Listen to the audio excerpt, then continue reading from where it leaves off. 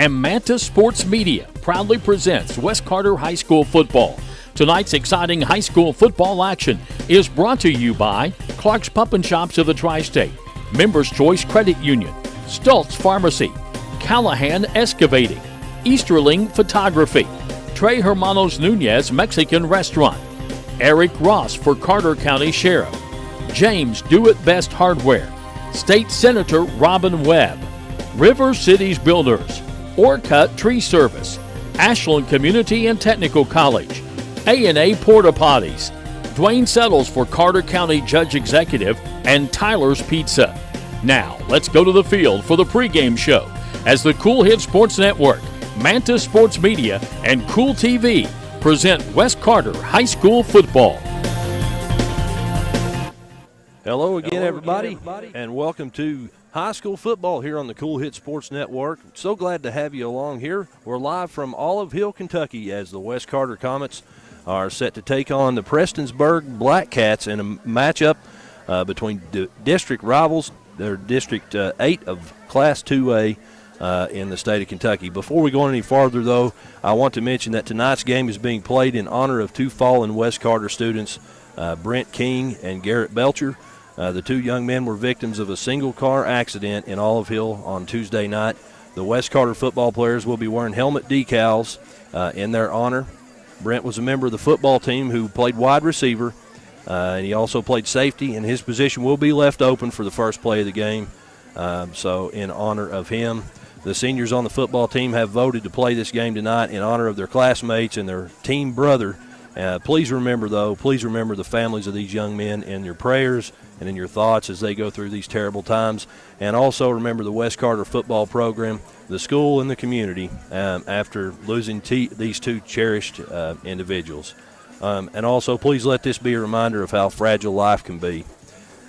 The last time the West Carter Comets and the Prestonsburg Black Cats faced off was a year ago on October the 8th, 2021.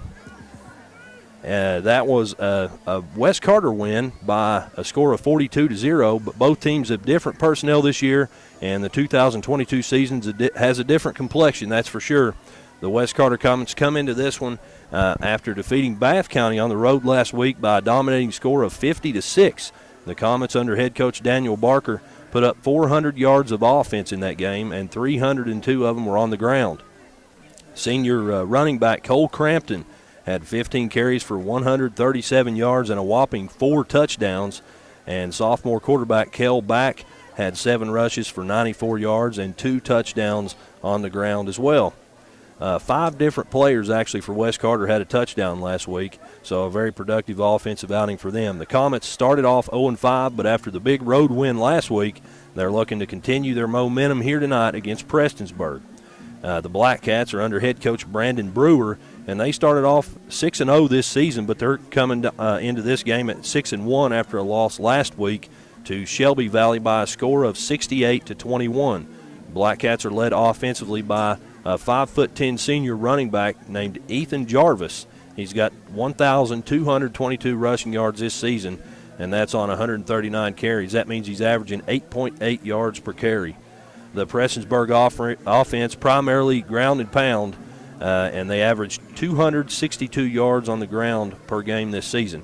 Coach Brewer and his bunch are looking to get back to their winning ways here tonight in this district matchup. Both teams are 1-1, though, in the Class 2A District 8, and a win tonight will affect postseason seeding. We'll talk more about that a little bit later, but there are some added stakes in that aspect as well. As of now, Prestonsburg and West Carter are ranked 3 and 4 in their district, respectively, and the top 4 teams from the district reach the postseason. We're going to step out, take a break, our first one of the pregame show here, and when we return, we'll have a word from West Carter head coach Daniel Barker. Then we'll have some pregame stats and some analysis and starting lineups and a whole lot of football still yet to come here from Olive Hill, Kentucky, between the West Carter Comets and the Prestonsburg Black Cats. Don't go away. Back after this on the Cool Hit Sports Network.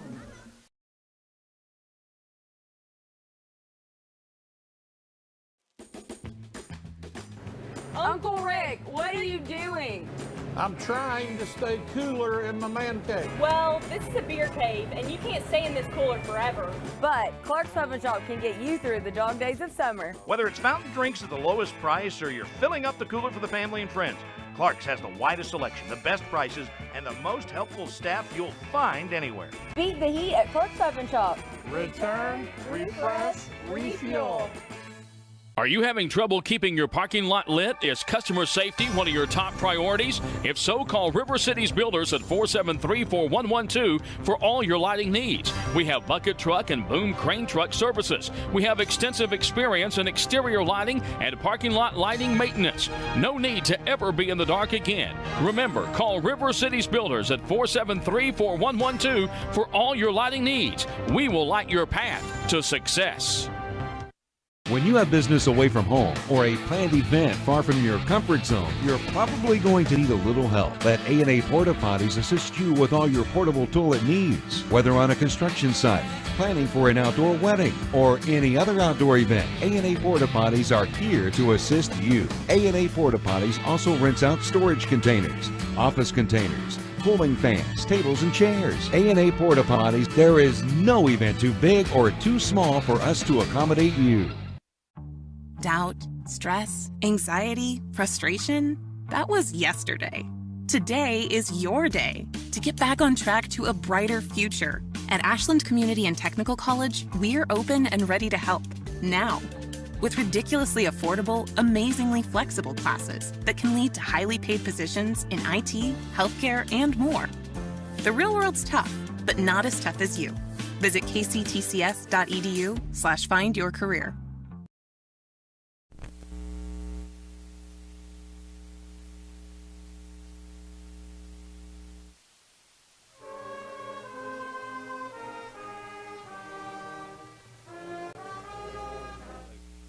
Rough week for your program, obviously. Would you care to explain?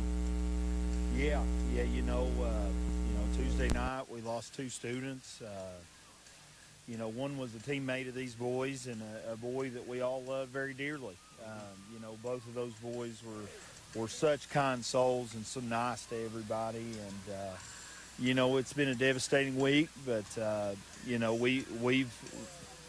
we've had a lot of prayer and a lot of people praying for us, and every time we've gotten the boys together, it's been good, and you have to be able to lean on each other in times like this, or I don't think we could. I don't know how any of us make it. That's exactly right, Coach. And tonight's game dedicated to those two young men. Yeah, absolutely. And it's hard. It's going to be. They're going to do a moment of silence here at 9 minutes pregame, and I don't know how any of us will do with that. But it was important to our kids. They've come up with really everything that we're doing tonight for these boys, and I told them I'd support them any way I could. Sure, Coach. Moving on into the football game itself, you guys coming off a big win last week, a district win. How's the team looking this week? You're always a little better after a win, especially if you haven't won for 5 weeks. We're not used to that.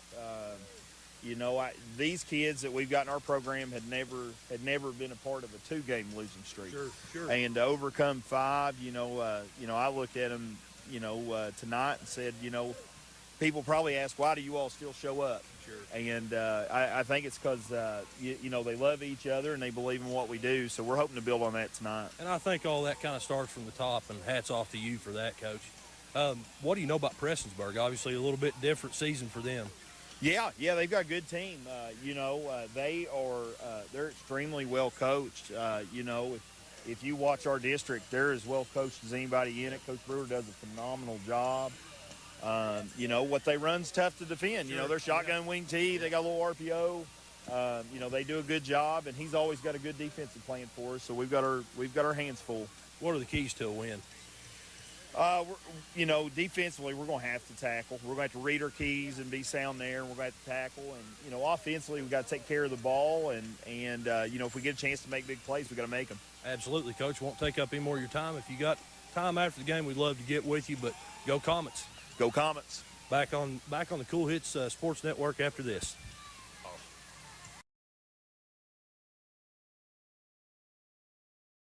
You know, financial security begins at home with home ownership. If you've been putting off looking for a home because you think you can't afford it, you owe it to yourself to check out Members Choice Credit Union. Members Choice Credit Union has programs for first-time home buyers and more to help put you in the home of your dreams. Call, click, or stop by Members Choice Credit Union today. Members Choice Credit Union, NMLS 411945, Equal Housing Lender. Call for additional information. Other restrictions may apply. In addition to the Greenup location, Stultz Pharmacy's newest location is at 437 James Hanna Drive in South Shore, but has retained the name you know and love, McDonald Pharmacy, with the same great service you'll find in the Greenup location, with free delivery service and their convenient drive-thru. Get your vaccinations and allergy shots, and of course, great prescription service at Stultz Pharmacy in Greenup and McDonald Pharmacy, James Hanna Drive, South Shore. Stultz Pharmacy. When you want real, authentic Mexican menu items, you want Tres Hermanos Nunez. Accept no substitutes. None compares. Fajitas, tacos, burritos, quesadillas, chimichangas, even vegetarian choices. A kids menu, desserts and salads, a tasty, budget-pleasing selection for you and your family, unlike any others. Should be your first and only choice for authentic Mexican all throughout the tri-state. Ashland, Greenup, Grayson, Paintsville, Canova, South Point, Olive Hill, and Cannonsburg. Tres Hermanos Nunez, the best around. Dwayne Suttles is a candidate for Carter County Judge Executive in the upcoming election November 8th. A lifelong resident of the county, he's been involved in service to the people for over 40 years, including the college system, firefighting, EMT. And he understands the need for good roads and strong infrastructure. He spent 15 years as the city councilman, currently the Grayson City Clerk. Go to the polls November 8th and elect Dwayne Suttles as your next Carter County Judge Executive. I'm Dwayne Suttles, candidate for Carter County Judge Executive, and I paid for and approved this message. And we're back here in Olive Hill. Chauncey Griffith, glad to have you along, joined by Mr. Jeff Irwin from Mantis Sports Media, as well as Pastor Pete Baker, my pastor. He's here with us today, too. Guys, I feel like we got a pretty good booth going today. Yeah, definitely a full booth up here tonight. Go ahead, Pete. I apologize. I didn't have you plugged in. Well, I said it's a good size booth we got up here tonight. Anyway, we'll have Pete with us here in a minute. How about that? There we go. Jeff, you're a West Carter guy. You know the community. You're a big member of the community. The things like that. You teach at West Carter High School. Obviously, a tough week for the community at West Carter. Can you talk about that? Yeah, these two fine young gentlemen and everything. They played a huge role out here in school. Brent King, of course, obviously here, with the West Carter football team. But then also Garrett Belcher. He was, not only a student, here at West Carter, but he was also a student at the Carter County Career and Technical Center. Just passed his DOT certification test. Wow. And, we're a family, and sure. Even here in Carter County, a lot of times we always talk about the East and the West, but we have been coming together as Carter County and as one. Absolutely. And it has mean quite a bit for the community support. I know that the arrangements have been made and everything, and there's been an outpour of support. It's sad that it takes something like this to get the community all together, but we do want to celebrate the lives of these two fine young men. Taken down in the prime of their life. Sure. And like I said, it's not about sports. I know that, in the interview you had there with Coach Barker and everything, he said that, the players wanted to do this. Yep. And, this is a time for healing. It's not about, you hate to say it, it's a district, a game tonight. It's not about the win or loss tonight. It's about these players coming out there and honoring, their best friends that, was tragically, lost tragically this week. No doubt about that, and I'm just thankful to be here. It's just a reminder of how fragile life can be. It is. It's one of those things that a lot of times, when you're 17, 18, you feel like you're 10 feet tall and bulletproof and sure. everything. And I know that these players out here, when they go out, they expect it, to be going home at the end of the evening and everything's just fine. But, sure. That's not life. And, life throws us curveballs that we have to deal with. And this is one that, you would not wish upon anybody, to have. And, we just, trust on the Lord and everything else, to, provide comfort and guidance here for everybody here tonight. We thank Prestonsburg for coming up here and, honoring, the moment of silence we had just a minute ago. Yes. With, the teams and everything. And it is going to be a hard night for the football team to get out there and play, especially without one of their brothers, and then also another brother that they lost as their friend. No question about that. Some classy people here tonight, without a doubt. We're going to step out. We've got one more break to get in here in the pregame, but when we return, we will have some starting lineups and a whole lot of football yet to come. So don't go way back after this on the Cool Hits Sports Network. State Senator Robin Webb wishes the best of luck to all involved in football games this season. The players, coaches, cheerleaders, and support staff. Your State Senator Robin Webb is always proud to support our youth in all of their endeavors, both in the classroom and on and off the field, and will always strive to put our youth and adults first as she works hard to support the people in her district. Have fun, play hard, be safe in all your games this season. From your State Senator Robin Webb.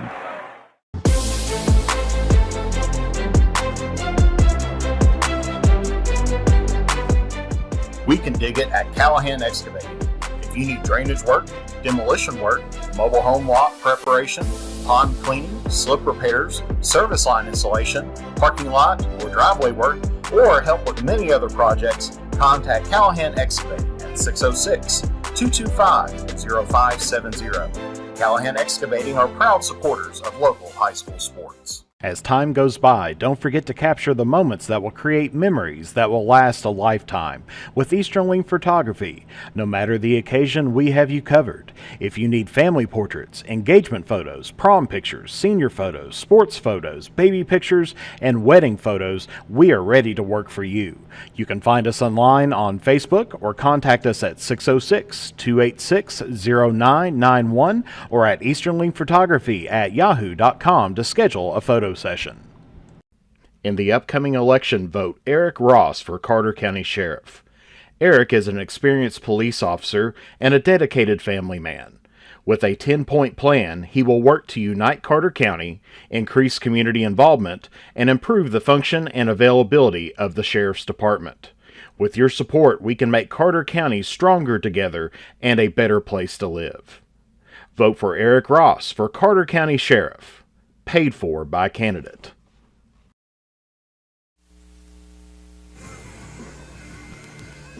And we're back here in Olive Hill, Kentucky. Chauncey Griffith, Jeff Irwin, and Pete Baker. Pete, I think we can hear you this time. Give me 1 second.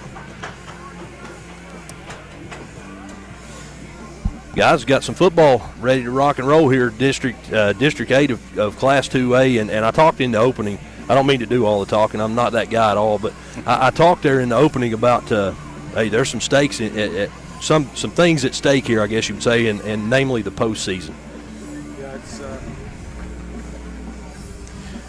Yeah, when you take a look at this postseason, of course, this year, on top of most years of anything else, district play is going to be the most important factor that kind of comes into these teams here as well. Yeah, districts are important. Every time you play a district game, it's a big one. You don't want to take any chances of coming up short because your seedings is important. You want to, if you can play at home, you want to play at home. Sure, take every advantage you can get, no doubt about it. As West Carter makes their way out on the field, they're wearing their home uniforms, maroon jerseys, maroon pants, white helmets, white numbers on those maroon jerseys. But Prestonsburg coming out wearing their road uniforms, white jerseys with some, I think, black and red checkers on their board. Yeah, that reminds me of Kentucky. A little bit like Kentucky, yeah. On their sleeves and black numbers, black pants. And Pete, you saw the coin toss there. What happened? I think Prestonsburg won the toss. They deferred to the second half, so it looks like they're going to be kicking off, and West Carter is going to be receiving. And also during that kickoff as well, Prestonsburg did present a wreath to West Carter on that side. They brought out Brent King's jersey, and as we just seen them coming out of the tunnel there, they had both of his home and away jerseys out there as well. So class move there by Prestonsburg. Yeah, you love stuff. I love to see stuff like that. It's good to see teams come in and say, hey, we understand what you're going through. Yep. No doubt about it. As both teams making their way out on the field, we're ready for some football here. Yeah, if you look at the history between these teams, West Carter's been there, only a handful of times, 4 times to be exact, and they're 4-0. against Prestonsburg. The closest game that they had was back on October 11th, 2019, when it was 19-7, and then the previous years it was 58-7 West Carter, 36-6, and then last year 41-20. And I think Coach Barker's looking to make it 5-0 here. As the ball in the air, kick. And here we go. Kick fielded around the 15-yard line. The return. Yes, sir. The returner brings it over to the West Carter sideline, gets it all the way out to about the 35, and that's where he's brought down by a host of Black Cats from Prestonsburg. Kickoff returned there by number 4. That's Logan Birds. And looks like West Carter, excuse me. Don't want to make that mistake again. Well, they'll take over right off the roof. Yeah, no kidding. They'll take over right about the 36-yard line. That's where they'll set up 1st and 10. Of course, as you mentioned earlier, these teams are both running teams. If you take a look, you've got the number 1 leading rusher in 2A with Ethan Jarvis, and then the 15th rusher, Cole Crampton, for West Carter, which we're going to see setting up ready to go here. Yep, we're getting ready to see what he's got here on 1st down as West Carter makes their way out. Looks like they're going to be running out of the gun. Got 2 receivers out to the left and a 1 back in the backfield, I believe. Are we short a man here? I believe I see 10 offensive players on the field here for West Carter. They were going to do that in honor of. That's right. That's right. They're going to go ahead and take the delay game on that. Yep. There we go.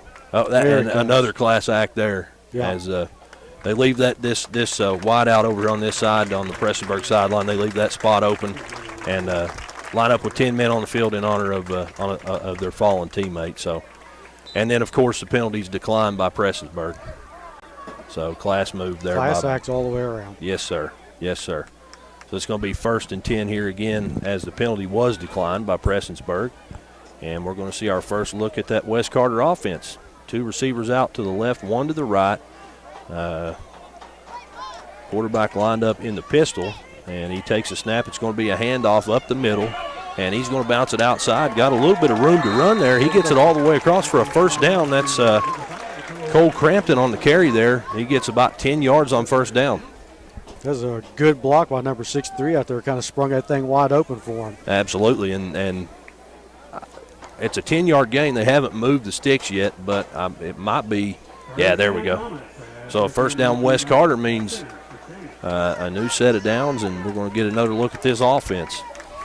Yeah, Cole Crampton, as we said, number 15th in the state, averaging out 94 yards per game so far, 563 yards on the season. Oh.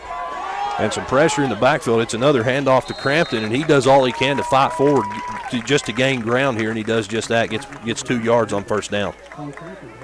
That was a good second effort there, as you said, kind of got caught up there in the backfield. Crampton, doing what he does best. And, I know this year it's been a little bit more difficult for him. Last year he was that number 1 rusher in the 2A, and then now it's on the shoes on the other foot here today. So on 2nd down and 8 yards here, ball's on the 48-yard line of West Carter. They're going to set up in the pistol. 2 receivers out to the left. We've got a wing back to the right, and I believe I saw somebody move on 1st down. Looks like we got a false start on the wing back there. Yep. Just got a little carried away there, and during the cadence, I think he just bounced forward, and it's going to be a 5-yard penalty. Bobbled just a little bit, just enough, but it don't matter how much you do it. That's it. You can move a little bit on defense, but you can't do that on the other side. Offense. That's right. So 2nd down now and 13 yards to go from their own 43-yard line. West Carter sets up here. Looks like we've got the wing back to the left, shift in formation here, pre-snap. Reversing the play, it looks like there. I think so. They want to run it over here or have the bunch over toward the Prestonsburg sideline. Handoff none the left off tackle. Cole Crampton fights forward, and he's going to pick up about 8 yards here on 2nd down and make it 3rd and 5. He had a big hole to run through there. The offensive line did a good job of cleaning it out for him. That was a good run. Yes, sir. And one thing you mentioned there, both offenses kind of ground and pound, Jeff. That kind of what I'm trying to say is the series become longer, and we see less series between each offense. Does that make sense? It is. I mean, the clock management's going to be everything here today, especially as there's another run there by Crampton as he gets stuffed right at the line, maybe pushed back just a little bit. Nowhere to go on that one. No. That'll make it 4th down and about 7 yards to go now. I think maybe 6 yards. He might have lost 1 there. No, they're taking him all the way back, looks like. Oh, wow. I think he got it at least to the 50. Put it back at the 49 of West Carter. So okay. So a loss of about 2 there. Yeah, you're looking at as far as team rushing, Prestonsburg's ranked 5th right now in 2A. West Carter's ranked 25th. As far as defense, West Carter's 20th, with Prestonsburg 31st in the state here at the moment. Back to punt this one away. That's Cole Crampton, isn't it? Yep. He punts it all the way to the 20-yard line. That's where it's fielded. Got some room to run down the West Carter sideline, does the defender there. I'm trying to get a number. Do you guys see a number there? It was a host there. I'm not for sure if number 10 might have been 10, the one. I think 10 was the one carrying. I'm not sure. Alex Harris. He's got some wheels. He showed us that. I know that. But we're going to get a chance to look here at the Prestonsburg offense as they make their way out. They're going to take over 1st and 10 on their own 42-yard line. 8:55 to go in the first quarter. Still scoreless here between West Carter and Prestonsburg. And we're going to, like you mentioned, we're going to get a chance to look at Ethan Jarvis here probably on 1st down. And here we go. Shotgun motion, deep motion from right to left, and a handoff. It does go to Jarvis, and he's going to fight his way forward. Off tackle to the right side, pick up 8 yards on 1st down. Yeah, Jarvis not only ranked in the 2A, he's also ranked in the state as far as rushing goes. Like I say, he's 1st in 2A, but then he's 6th overall amongst all classes. So, I mean, you're definitely talking about a beast of a running back there. Yeah, he's a guy that can get you some yards when you need him, I think. Clock still rolling down to 8:20 in the first. And Prestonsburg going to stay in that gun, but 2 receivers to the left, deep motion from right to left, and a toss it's going to go to Brant George. He's going to try to get the edge. And I think he picked up a yard, but good job on pursuit there by the defense. Yeah, defense really did a good job of staying in front of it, not letting him get around the corner there. So 3rd down and about 2 yards to go. It was 2nd and a long 2. Now it's 3rd and 2 yards to go for Prestonsburg. How big would a 3-and-out be here for West Carter? Definitely what they need right now. Yeah. Because, it's already an emotional first, possession. You don't want to try to cap off anything here with a touchdown or any points up on the board.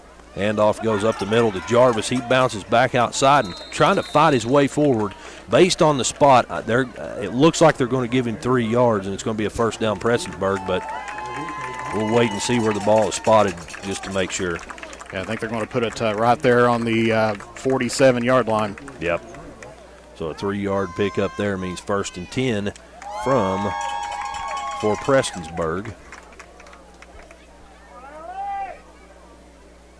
It's finally football weather. I know that. We're up here on top of the press box broadcasting, and I'm not going to lie. I'm a fan of this football weather. I am too. I love Friday nights in October. Yes, sir. The snap goes to Reese Hamilton. He's going to hand it off up the middle again. It goes to Jarvis, who fights his way forward for about 7-8 yards on 1st down. Gets it up to right around that 40-yard line. They're finding some success right there in the middle of that defensive line. He's been good on 1st down. Of course, they've only had 2, but 8 yards and 7 yards on handoffs. That's about more than you could ask, really, from a tailback. So 2nd down and 3 from the West Carter 40-yard line now. Clock down to 6.5 in the first quarter. Out of the pistol is Hamilton. He looks to his right, hands off again. This time it's going to go back to Jarvis, but it's going to be more of a jet play. He gets over, tries to get the edge, and another example of good pursuit on the edge here by the West Carter defense. Picks up maybe a yard on that play. Or almost 2 yards on the play. They're going to put it there, right at the 39-yard line. So another 3rd down and short situation here for Prestonsburg.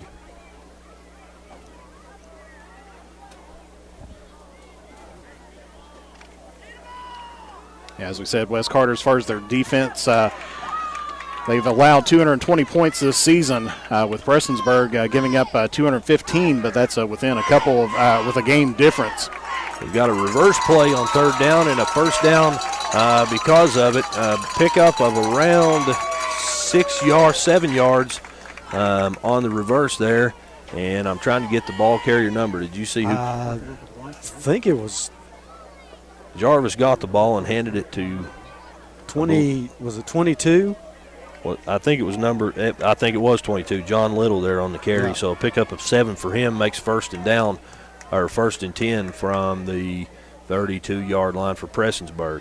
Handoff, jet play goes to Dalton Elliott to the right-hand side. He's trying to get the edge. He had one man to beat there, and a great pursuit from the West Carter defense. I feel like if he would have beat that one man, that could have been off to the races. There was nobody else. Everybody else was moved out of location. He was clear sailing through. Absolutely. Tackle there, I do believe, by Dwaylen Dean. So a gain of 5 on first down. Makes it second down and 5 yards to go for Prestonsburg. Yeah, Dean's quite an athlete here for West Carter as well in his sophomore year. Correct me if I'm wrong. I think he might be the leading tackler for the team, I believe. He is right up there with them. Yeah, he's up, yeah.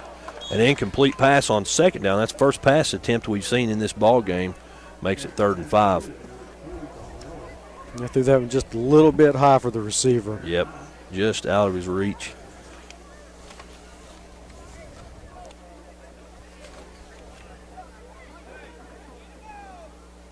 Dean's 4th in overall tackles. Connor Green, the leading tackler.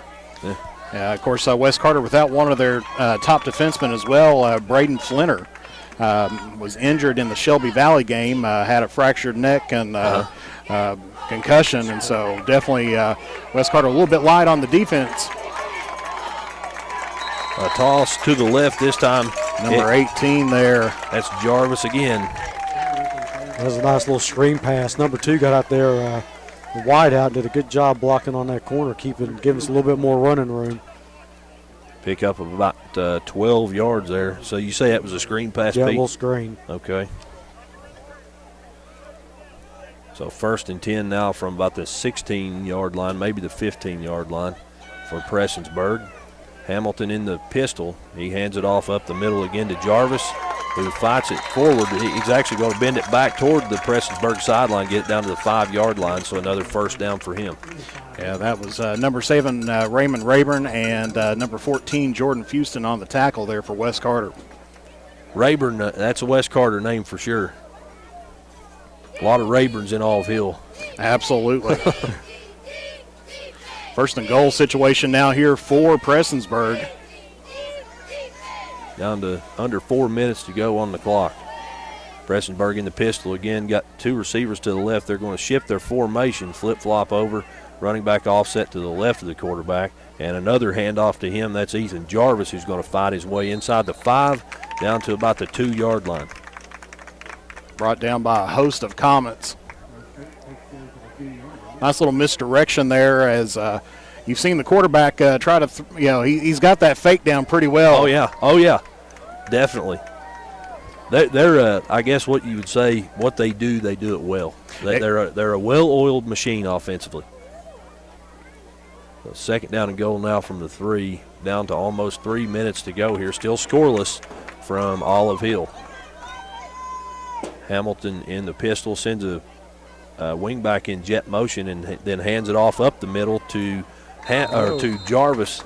He bounces outside and he's brought down on, I believe, the 1-yard line. He just kind of lost balance there, I believe. Yeah, I think he ran into his own man there. Yeah. Looks like I think that ball is almost touching the goal line right now. That was definitely a spot right there. Yeah. So 3rd down and goal now from, we'll say, the 1-yard line. Still got the heavy package in there. Yep. Direct snap to Jarvis, and he fights his way forward for a touchdown, Prestonsburg.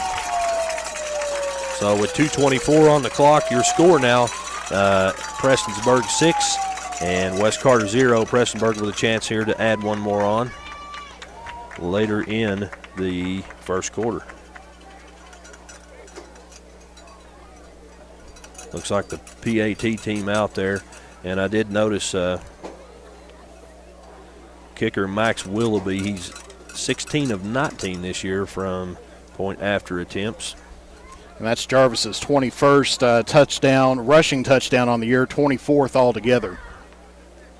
The kick is up and waiting for the call. Yep, it's good. So with 2:24 to go here in the first quarter, Prestonsburg leads West Carter 7-0. Back after this on the Cool Hits Sports Network. With winter around the corner, it's time to tame or to remove those trees that could damage your property and cost you thousands of dollars in repairs. Don't wait until it's too late. Call the tree experts at Orcutt's Tree Service and Stump Removal at 606-356-8850 to schedule your free estimate. Orcutt's Tree Service and Stump Removal in Olive, Kentucky are proud sponsors of local high school sports. Uncle Rick, what are you doing? I'm trying to stay cooler in my man cave. Well, this is a beer cave, and you can't stay in this cooler forever. But Clark's Pub and Shop can get you through the dog days of summer. Whether it's fountain drinks at the lowest price or you're filling up the cooler for the family and friends, Clark's has the widest selection, the best prices, and the most helpful staff you'll find anywhere. Beat the heat at Clark's Pub and Shop. Return, refresh, refuel. And we're back here in Olive Hill. Again, your score 7-0 Prestonsburg on top of West Carter right now, and Prestonsburg set to kick off here. And we're going to get another look at that West Carter offense. Kick drops at about the 25-yard line, and it's fielded on the run by West Carter's number 32. That is Dwaylen Dean again. I was going to say Dean. Yeah. I feel like that's a name we might say a few times here tonight. Yeah, he's definitely a multi-sport athlete, runs track. Actually has picked up some of the records for the West Carter High School track team. Oh, wow. West Carter with a pretty decent track program from what I remember. They do pretty well. They have been stepping it up here the last little bit. I mean, you come in with that, football team that was a few years ago, made it all the way to the state semifinals. Yep. Most of them was on the track team. And actually quite a few of them now are also on the wrestling team. And which, that's a perfect sport, to do in the off season. Absolutely. A handoff on first down to West Carter. They're going to bring it up to, the ball was on the 39. They're going to bring it about 4 yards up to about the 43-yard line. And that was Dean on the carry there for West Carter. Dwaylen Dean. Second down, 6 yards to go. We're now down to 2 minutes on the clock in the first quarter. And Prestonsburg leads 7-0. As we see West Carter making their way out here on second down. We got one receiver each way and a wing back to the right and two backs in the eye behind Cale back. And it looks like that play just kind of sniffed out from the get-go as Cale brought down in the backfield. And one thing you're going to notice about West Carter, too, is that, really they've got a tale of two different quarterbacks. If you're looking, you got Cale back out there right now. He's 35 of 63 on the season, 365 yards, 2 touchdowns, 4 interceptions. But then you'll see Hayden Hall at number 15 come out there. And, so they will run through two quarterbacks time and time again. It kind of depends on whatever package they're going to be running out there. I see. I did notice on the stats they had 2 quarterbacks listed there, but I didn't know. Well, if you even take a look, Prestonsburg almost has 2 quarterbacks that they'll put in there. Yeah. Another flag on there. Yep. Flag on the field. Got a whistle on the snap. Third down and 8 yards, and that one, I believe that was out of the backfield of West Carter. Yeah, it's going to go backwards. Did we have somebody move back there? I believe so. Yeah, false start there by the white hat. Must have been on his side of the field. Yep, that's what I'm thinking. We've got now 3rd and long for West Carter as the clock still running, gets down below a minute. 3rd down, 13 yards to go from their own 36-yard line for West Carter. As the players' new play call, obviously, with such a difference in down and distance. Looks like Prestonsburg a little bit confused on the package that they're running. West Carter going to be looking like they're going to throw this one. Back under pressure. Let's go the football. Had a man but couldn't get it to him. Incomplete pass. It's going to be 4th and 13 now with 32 seconds to go. That was intended for Connor Green. Almost picked off there. The defenseman, or the safety came back and really put a challenge on for that, but it would have been out of bounds whether the completion was made or not. Really and truly, for back was under pressure. He had to get out of the pocket, and they kind of made that throw on the run, but it was a pretty good-looking ball given the circumstances. Nonetheless, 4th down, 13 yards to go here, and we're going to see another punt from Wes Carter. Cole Crampton on to do those duties. Takes a snap, gets it up. It's a high punt, but it's going to drop right about the line of scrimmage, that's all. And it's fielded by Prestonsburg at the 40-yard line, 42-yard line. 42, yep. That's where they'll take over. Not a good punt. That one was high and had nothing really to it. Just went straight up in the air. Yeah. Well, at least all we can say is it wasn't the butt punt. Yeah. There you go. Yeah. He kicked it forward instead of backwards. I've seen that. I've seen the kicks go backwards too. So it's kind of nice to not great field position though for Prestonsburg. Start off, on the Wes Carter's 42-yard line. For years, Wes Carter had a Bond out there, typically punting away for him. That's the other Wes Carter name, Rayburn and Bond. Those are the two. Yep. So 1st and 10 now for Prestonsburg as they take over here on the Wes Carter 42-yard line. And here we go. Hamilton takes a snap, gets it out there to number 2 there. It looked like that's Dalton Elliott. For a pretty decent gain on 1st down. Trying to see where they've got him, where he went out of bounds at. Pick up about 6, I think. I will give him 5. That's exactly what you need to do at this point in time, with 16 seconds left to go. Throw it out to the side, get yourself in good position there for the second quarter. Have to take a shot while you got the chance, on 1st down. And here we go. 2nd down and 5 yards to go for Prestonsburg. Hamilton takes a snap, looks to his left this time, finds Elliott again in the flats, and he beats one man. He's off to the races down the Prestonsburg sideline, and that's a touchdown from 37 yards out for Prestonsburg. Great catch and a real good run.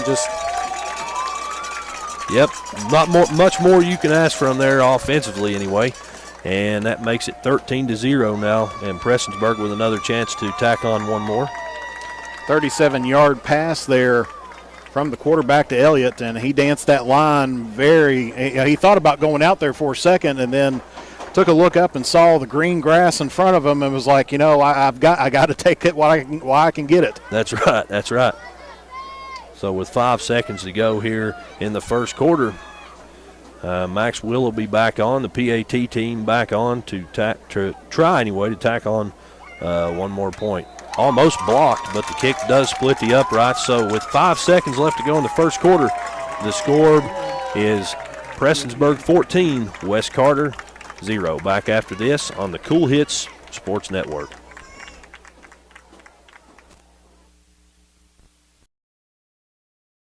When you want real, authentic Mexican menu items, you want Tres Hermanos Nunez. Accept no substitutes. None compares. Fajitas, tacos, burritos, quesadillas, chimichangas, even vegetarian choices. A kids menu, desserts, and salads. A tasty, budget-pleasing selection for you and your family, unlike any others. Should be your first and only choice for authentic Mexican all throughout the tri-state. Ashland, Greenup, Grayson, Paintsville, Canova, South Point, Olive Hill, and Cannonsburg. Tres Hermanos Nunez, the best around. Dwayne Suttles is a candidate for Carter County Judge Executive in the upcoming election November 8th. A lifelong resident of the county, he's been involved in service to the people for over 40 years, including the college system, firefighting, EMT. And he understands the need for good roads and strong infrastructure. He spent 15 years as the city councilman, currently the Grayson City Clerk. Go to the polls November 8th and elect Dwayne Suttles as your next Carter County Judge Executive. I'm Dwayne Suttles, candidate for Carter County Judge Executive, and I paid for and approved this message.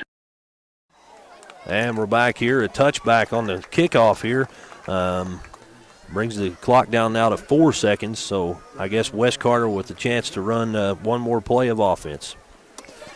Yeah, definitely not the first quarter that they wanted, but they knew that this was going to be a tough team here tonight. Sure. As we said, Prestonsburg, coming in, having one more game experience than what West Carter does. Both of them's 1-1 inside of 2A right now. Yeah. And that's kind of the position that really they want to be in at this moment. Really no teams have been, I guess, eliminated from the playoffs just yet. And that's what I meant. I tried to, when I do the opening, I try to spell it out exactly how I want it to say, because I write all that stuff down. I'm not just thinking and talking. I have it written out, and I was trying to make the point that although West Carter right now 1-5, they're 1-1 in the district, and that's what matters as far as postseason goes. And that pass going to be tipped there by Prestonsburg to end up the first quarter. So after one quarter of play, your score: Prestonsburg 14, West Carter 0. Back after this on the Cool Hit Sports Network. As time goes by, don't forget to capture the moments that will create memories that will last a lifetime with Eastern Photography. No matter the occasion, we have you covered. If you need family portraits, engagement photos, prom pictures, senior photos, sports photos, baby pictures, and wedding photos, we are ready to work for you. You can find us online on Facebook or contact us at 606-286-0991 or at easternlinkphotography@yahoo.com to schedule a photo session. In the upcoming election, vote Eric Ross for Carter County Sheriff. Eric is an experienced police officer and a dedicated family man. With a 10-point plan, he will work to unite Carter County, increase community involvement, and improve the function and availability of the Sheriff's Department. With your support, we can make Carter County stronger together and a better place to live. Vote for Eric Ross for Carter County Sheriff. Paid for by candidate. And we're back here in Olive Hill. Pete, you got some scores to update us with from around the area? Yeah, in second quarter, Boyd County's up 14-0 over Holmes. East Carter up over Ashland 7-0 in the second. Greenup County's up on Russell 7-0 right now, it says in the first quarter. And Raceland is up 7-0 on Betsy Lane in the first quarter. I see. So sounds like some pretty good football being some played good around the area. Football games. This is you're getting in the district time of the year right now where everybody's playing in their district matchups. And we'll have some more scores for you from around the area here as they come in to us. West Carter now second down and 10 yards to go, and a handoff up the middle, and he's going to bounce it outside. That's Cole Crampton. He's got room to run. He's all the way across midfield where he's pushed out of bounds. So a huge first down run there for West Carter. Big time play for him. Gets it about a. He did. I guess he went out of bounds about the 48. Yep. So that's about a 28-yard rush there for Cole Crampton, and that's exactly what Crampton can do when he's got an open field advantage to him. Yes, sir. And that might just be what the doctor prescribed there for West Carter offensively on first down. Yeah, because if you take a look at Crampton, last week, 15 attempts, 137 yards, 4 touchdowns, 9.1 yards per attempt. Another handoff on first down goes to Crampton, and he's pushed down as he crosses the line of scrimmage, but gain of about 1 yard on first down. I think he wanted to take that thing in the middle, but there was no hole anywhere. So he bounced it outside just a little bit, but nowhere to run. Well, West Carter's been like that for the last few years and everything. They've been able to take it, bounce it off on the inside, and then try to get something going on the outside. Sure.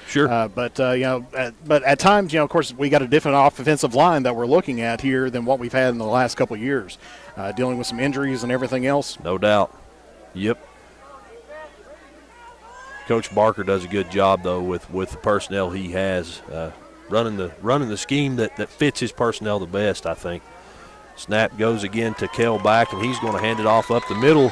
Again, it goes to Crampton, and he's gobbled up right about the line of scrimmage. So no gain on second down, makes it 3rd and 9. 7 carries for him tonight, 47 yards for Mr. Crampton. And I believe, do we have a player equipment or something? We got a timeout by the official, and it does look like it. I think Crampton just came off, and it looks like Dwaylen Dean coming back on. Might be a helmet issue. That's what I was thinking. Yeah.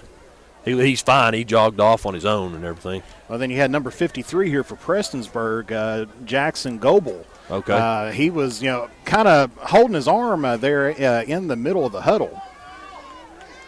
Kell back in the gun. He's going to take the snap, look to his right, looking downfield, trying to find a man. He finds one, but ball overthrown. Tried to get it out there to Timothy Fields in the flats, but incomplete pass on third down makes it 4th and 9. Yeah, that was a good look for him there, just overthrew his man a little bit. Yeah. He made the right read there and threw it to the right guy, just a little bit out of his reach. So I presume, looks like, though, I don't see a personnel change in any way. It looks like the offense out there in the huddle, so we're going to find out. I'm not going to presume anything. Crampton looks like he's going a little bit deeper. Yep. It's hard to have a personnel change when your personnel is already out there. Changes. Yep. That's true. And Crampton, the punter, he is deep in the backfield, takes the snap and bobbles it, and he's off to the races under pressure, gets it back to the original line of scrimmage and gets one more. So gets it back to the 49-yard line of West Carter, and that's where Prestonsburg will take over. Not enough for the first down. That was a great recovery for him coming out there and picking it up. I mean, he had about 4 white jerseys all around him, and he was able to at least get some positive yardage out of it. That's right. I think he picked up about 4 yards there, and honestly, what kind of presence of mind does it take to do something like that? Because a lot of people would choke under that kind of pressure. I know I would. There's no shot I'd be able to pick up that ball and take off with it. Oh, exactly. Yeah, you take a look at, you're sitting out there, you realize, hey, the fumble's, bad snap, which West Carter's been having some problems with their snappers this year. And looks like we're going to get a flag there as not sure if this is going to be encroachment. I know the West Carter player was over. Yeah. I saw a couple defensive linemen moving there. I don't, be offsides on the defense. So 1st down and 5 now for Prestonsburg. Just trying to pick up on the count just a little bit early, and you can tell they just took that one step right across there. And everybody kind of takes a look at each other. It's like, did I go too far? Yeah. You got that neutral zone, but might have crossed it this time around. So you cross the neutral zone when you touch the offensive line when you went too far. Yeah, I think you're right, Pete. 1st down and 5 now for Prestonsburg, and Reese Hamilton, the quarterback, out of the gun, takes it, hands it to Jarvis, who's going to bounce it back over toward the West Carter sideline and fight his way ahead for about 6 yards here on 1st down, and that was enough to move the chains. Once again, another good second effort by the number 1 rusher in 2A football. Yeah. Number 6 inside of all classes, and that's a tough act to follow there. No doubt about it. And just looking at him here in a quarter and 3 minutes of another quarter, I can kind of see why. He kind of shows the signs of a kid who knows how to run the football. Here we go on 1st down. Reverse there to number 22. Yeah. So the handoff went to Jarvis. He handed it back over to John Little, who got the edge and picked up, trying to see where they brought him down at even. Looks like about the 36 maybe. Right there on the 36-yard line, pickup of about 3, almost 4 on the play. Yep. That's 2 carries, 10 yards for him in this ball game. And something else, that was actually, that 3-yard carry was the worst. Prestonsburg's had 5 first downs in this ball game, 8 yards, 7 yards, 5 yards, 6 yards, and that one was 3 yards. So they've been pretty productive on 1st down. 2nd down, 7 yards to go now as Hamilton sends a guy in motion. Now he tosses it out to him. That's John Little again, trying to get that edge and able to do so, but not a huge pickup, but more than enough for the 1st down here for Prestonsburg. He gets it all the way down to, I believe, that's the 30. Actually, about the 27-yard line. 27. There you go. These runners for Prestonsburg, they do a good job. They get north and south really quick. They're not a lot of dancing around. Just turn the corner and go. Yes, sir. It's like not a whole lot of finesse. It's all power, just power and speed. Hamilton in the gun again. 1 receiver out to the left. Elliott goes in motion and a fake got it bubble up to Jarvis play to up him. The middle there. Yep, and the handoff goes to Jarvis, who fights his way forward for another 8 yards here on 1st down. One thing I do like about that Prestonsburg offense, we talk about them, being good at what they do, but you've even got Reese Hamilton there carrying out his fakes. And that goes a long way, man. That goes a long way.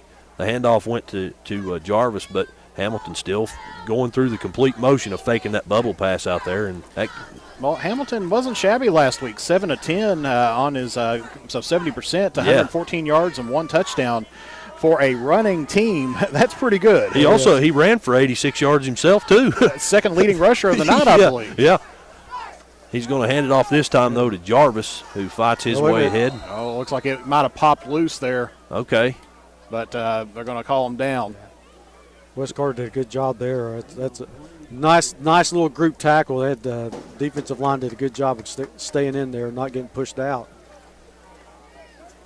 So did the ground cause the fumble, I guess, is what? I think the ground caused that one. Okay. Because everybody started jumping after everybody was starting to head downwards. Yeah.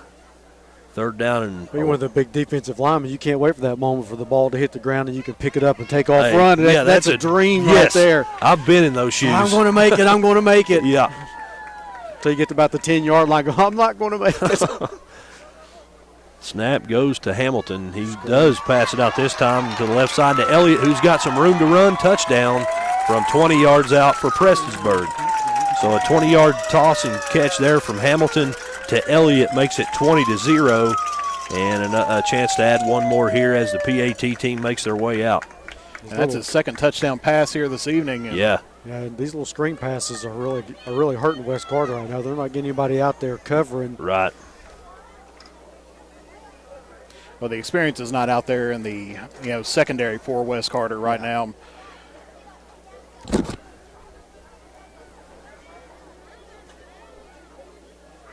So the kickoff team, or the PAT team, out there. Jarvis, the placeholder, takes the ball. The kick is in the air from Willoughby, and it's good. That makes it 21-0 now. Prestonsburg leads West Carter. So with 6:44 to go before the half, that's your score: 21-0. Prestonsburg on top of West Carter. We're going to step out, take a break, and we'll be back after this on the Cool Hits Sports Network.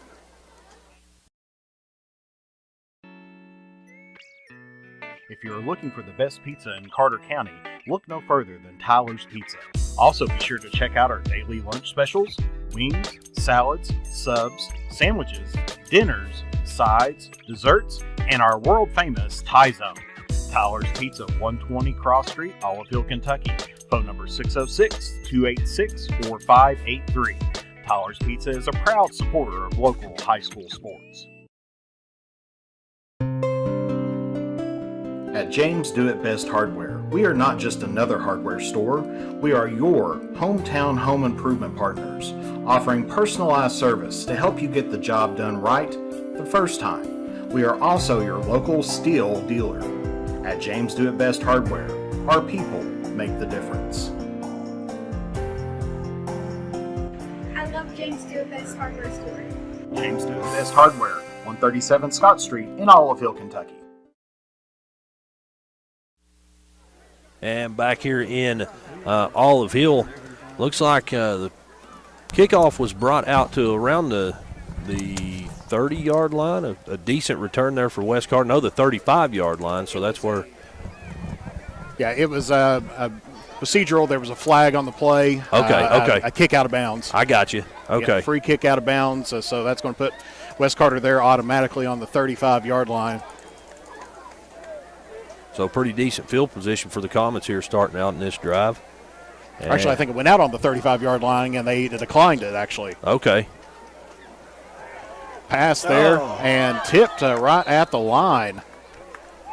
Therefore, I believe Connor Green was in the vicinity there, but that's going to bring up second down here for West Carter. Yep. Another example of Kel Back having his guy and just something happening there where he couldn't get him the ball. So he's 0 for 3 here tonight, but not for lack of trying. Yeah, it was a good job by the defensive line there at Prestonsburg to get that paw out to get the tip. It would have been an awesome opportunity there for Green to pick that up, and he had some green grass in front of him. Oh, yeah. Second down, 10 yards to go here. West Carter still on the 35-yard line.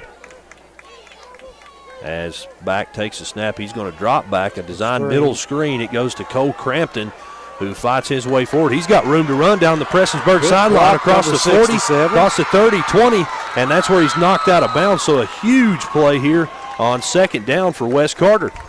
Nice little screen play there. Just put it right over top of the defensive line. And Cole Crampton, he was tasting touchdown there, but just had the one man to defeat there from Prestonsburg. I'm going to say that's a pickup of about 45 yards here. Right on the 20-yard line now. Yeah. It started off on the opposite 35. Yeah. So you got 15, and then you move on another 30, so 45 there yards. You go.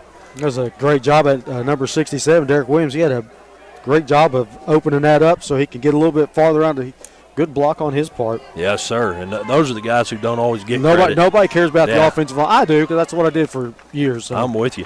Back takes a snap. He's under pressure. Spin move in the backfield, and he's going to throw this one away. He had a guy out there kind of covered and probably made the right move getting that one out of bounds. He was out there scrambling. The play started breaking down, but he kept his head to him, and that's the big important thing. Evade and then take a look upfield, and that's exactly what he was doing at this time period. Yes, sir. So second down, 10 yards to go here for Wes Carter from the Prestonsburg 20-yard line with 6:21 to go before the half. Well, if you're getting success on the passing play, that's one thing. When you know what you're going to be facing on the other side is going to be a rushing defense, and I'm sure both these teams have been prepping that all this week. Right. You've also got to be prepared for that passing play, in which Wes Carter, this is the third passing play now that they've put out there. Crampton just couldn't get a hand on that one. Yeah, and I did notice, too, you said a hand. He really did just reach up with one hand. But nonetheless, incomplete pass there. Back was under pressure again, but did a good job getting the ball out there this time. And that makes it 3rd and long for Wes Carter. I think they had no little design screenplay there to try to get on that edge, but just couldn't bring it in. And this is definitely going to be 4-down territory for the Comets. Oh, yeah. As we can see, when you have your running back punting the ball, there's not too much in the cupboard when you have special teams. That's right. 2 receivers out. No, we got trips to the right as back in the gun. He's immediately under pressure, and he's thrown down in the backfield. And a great job there by Prestonsburg's number 54, and I'm trying to get you. Alvin Stevenson. There you go. He came through almost untouched and made a big play there for his defense. Well, that's the 7th team sack on the year there for Prestonsburg. They're 22nd in 2A, doing a great job out there this season. But it looks like we're going to get an unsportsmanlike penalty there against Wes Carter. So that'll back it up even more, I presume. As I believe the flag was thrown down right at the 30-yard line, I think right where he was taken down. That's going to make it 4th down and a long way to go for the Comets. It's a right in on the 45-yard line after the unsportsmanlike conduct. And they've got to get down to where the 10, is that right? Yep. Just outside the 10-yard line. 4th. Not too many plays you got designed for 4th and that long. No, sir. Yeah, 4th and 35. Looks like they're going to punt. Of course, last punt went straight up in the air there for Wes Carter. Yeah. This time blocked. This one blocked. It lands about the 40-yard line. That's where it's brought down. I'm going to say about the 39-yard line. So that's where Prestonsburg will take over. And, again, special teams comes up big here in a lot of ways, and that's one of them. Well, and that's kind of a devastating play that you had. You got a huge play, 45-yard run, or a 45-yard pass to get it down into the red zone, and then can't punch it in. Took 3 shots down, 2 shots, and then got sacked. Yeah. And then there you go, and then after the unsportsmanlike conduct, you get pushed all the way back to the 45. Not a whole lot you can do in that case. No, sir. So with 5:35 to go here before the half, Prestonsburg leads 21-0, and they're going to take over 1st and 10 on their own 38-yard line.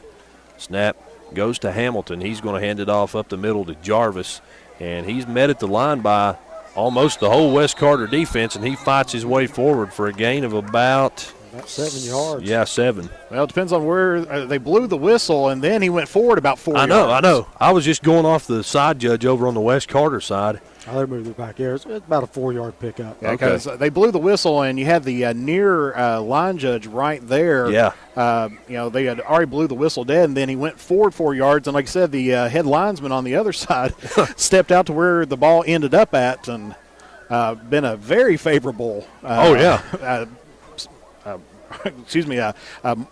Marking for Prestonsburg. So 2nd down, 6 yards to go now for Prestonsburg. They're going to line up with 3 backs in the backfield and hand off to number 2. Jet play. That's Dalton Elliott, who's going to get the edge, fight his way forward all the way over to the West Carter sideline and pick up about 3 yards. Maybe 4 yards, we'll say. His first carry of the night. He's also caught 2 of the touchdowns so far for Prestonsburg. He's got 62 yards receiving for the Black Cats. He's definitely got some speed on him, and as on that jet sweep, they caught him right on the sideline. I mean, which is what they needed to do. But, that's right. But the good thing is they didn't give up the first down. Exactly. Yeah, 3rd down, 2 yards to go here, and a big 3rd down for both sides of the football. A handoff is going to go to Jarvis. He's going to fight his way forward for a first down, gets the edge, cuts it up, and picks up about 4 yards, I think, maybe 5. And looks like we're going to get a timeout taken here by West Carter, their first timeout of the half. We'll keep it right here. Don't want to miss any of the action here from Olive Hill. If you're Coach Barker here, and you guys do the talking here, if you're Coach Barker calling a timeout here, what's your thought process? I think main thing you just try to get your defense like, listen, we got 4.5 minutes left here. Let's get a stop. Let's get the ball back. Let's get a score going into halftime. See if we can do something to change the momentum, because right now Prestonsburg has the momentum in this game. Their offensive line's doing a great job of sealing the edges, and they're getting around the running backs are making it around. This is like, hey guys, let's go. This is what we're playing for. Let's get something going here before we walk off the field here for halftime. Exactly, because I think 3 possessions, 3 touchdowns. Yep. For Prestonsburg, and that's definitely the thing. Settle the team down. Yep. Because they know that they're going to go to Jarvis, but yet now they're having to really start thinking about Elliott. Absolutely. Because Elliott's got 2 of the touchdowns. He's got 12 of these points that's out here today. Jarvis has been the workhorse, but Elliott's been getting the points up on the board here this evening. Both teams back out on the field now. Prestonsburg moving from left to right on your radio dial as we look at it. And Hamilton takes a snap. He's under a little pressure. He's going to sprint out to his right and find a man in the flats. Yes, sir.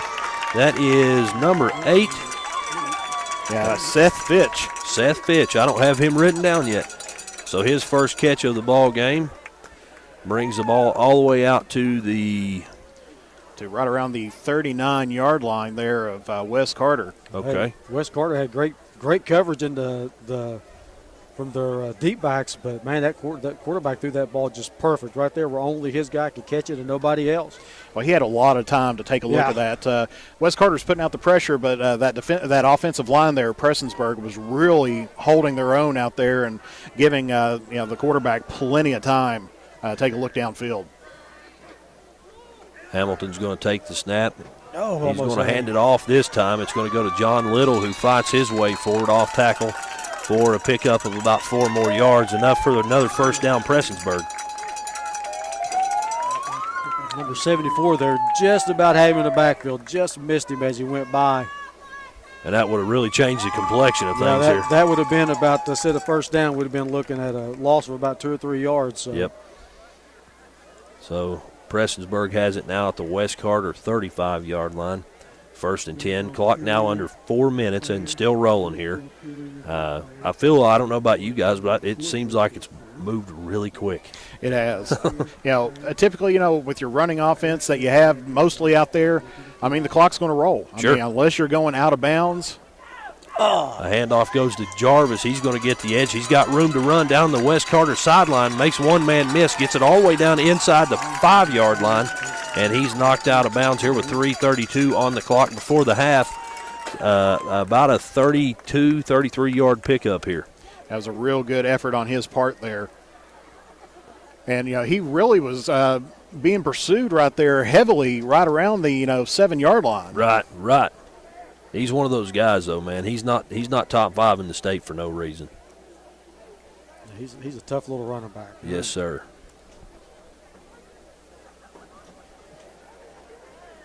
And there's not really a whole lot you can do with it. I mean, size-wise and everything, Wes Carter's a little bit smaller this year. Sure. And a lot of, as we said before, not a whole lot of experience out there. I mean, you've got a lot of freshmen and sophomores taking up positions that's been filled up by juniors and seniors in years past. Again, they had some guys in the backfield just didn't get the tackles. A sprint out pass here on 1st and goal, incomplete in the back of the end zone. Makes it 2nd down and goal from the 2-yard line. Just overthrew his man just a little bit there. He had to stretch out for that one, and if that one was probably thrown half a yard shorter, we'd be looking at 27 points on the board. Yes, sir. Ethan Jarvis right now in the first half, 14 carries, 99 yards, and that's unofficially. I'm the guy keeping track of it, so it's probably off a little bit, but pretty close anyway. Oh, yeah. When you take a look at what he's been doing here this year, he's 18th, Reese Hamilton's 18th right now in the state as far as passing. He's got now 11 touchdowns on the season. Yes. Handoff again goes to Jarvis up the middle. He's got it back to the line, and he's fighting his way forward. Not sure yet where the spot's going to be. I haven't seen anyone signal touchdown. I think they're going to set him just a bit short. About the 1 yard, just inside the 1 yard line, looks like. Okay. So we'll say a gain of a yard there. That puts him right at 100 yards unofficially and makes it 3rd down and goal from the 1. That's pretty impressive if you think you get 100 yards and a half. Yeah. That's running. That's a lot. That's doing a pretty good job, isn't it, Pete? Yes, it is. Snap this time. It's going to be a handoff and a loss of yards here. Presumably, they've got him down. Yeah, that was a handoff there to number 22, John Little again. And they've had success on that jet play, getting out there and getting the edge. He's got the speed to do it, but good job there by the West Carter defense. That's going to bring up 4th down, and so this is decision time right here. Of course, short clock that you got going on, under 2 minutes now. Yeah. And they're going to keep looks like they're going to keep out the offense out there. I'm not sure. I haven't seen much about the special teams as far as, just the extra points. Right. They're just a little bit outside of that range, but looks like Prestonsburg is going to call the timeout here, try to decide this one over because, do they really need the 3 extra points on the board at the point? Sure. Or do you want to try to go ahead and go in, up 4 touchdowns into the locker room? Either way, if you were to try for the touchdown, not get it, either way, you've got great field position defensively. Yeah. And I can tell you this, too, Max Wilby, the kicker, according to the stats on the KHSAA website, has not attempted a field goal this year. So there you go. So we'll say they're probably going to go for the touchdown. Yeah, because they're out right now, 6-yard line, 3 yards back. A lot of times you got to take a look and think, what's 3 yards, to a kicker? Sure. If you're talking about Shooter McPherson up at Cincinnati, that's nothing. Put him out, around the 30-yard line on the opposite field, and he's probably going to drill it from back then. Yep. But in high school, you don't, that confidence kind of goes down every yard you start taking that step back. No question. Both teams making their way back out. We're going to find out now. It looks like they got Willoughby out there. That's him. Took a field goal. Yeah, number 11. That's him. So this will be his first field goal attempt here of the season. Or I guess according to the stats on the KHSA, his first field goal attempt coming in, it'll be a 16-yard attempt. Yep. And here we go with 1:38 to go before the half. Kicks up. And it's good. That makes the score 24-0 now. Prestonsburg leads West Carter. Back after this on the Cool Hit Sports Network.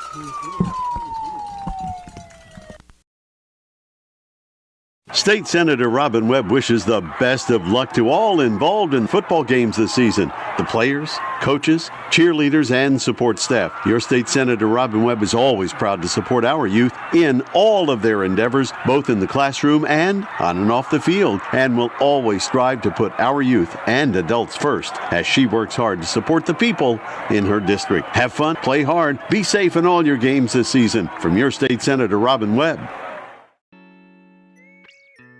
If you're looking for the best pizza in Carter County, look no further than Tyler's Pizza. Also be sure to check out our daily lunch specials, wings, salads, subs, sandwiches, dinners, sides, desserts, and our world-famous Thai Zone. Tyler's Pizza, 120 Cross Street, Olive Hill, Kentucky.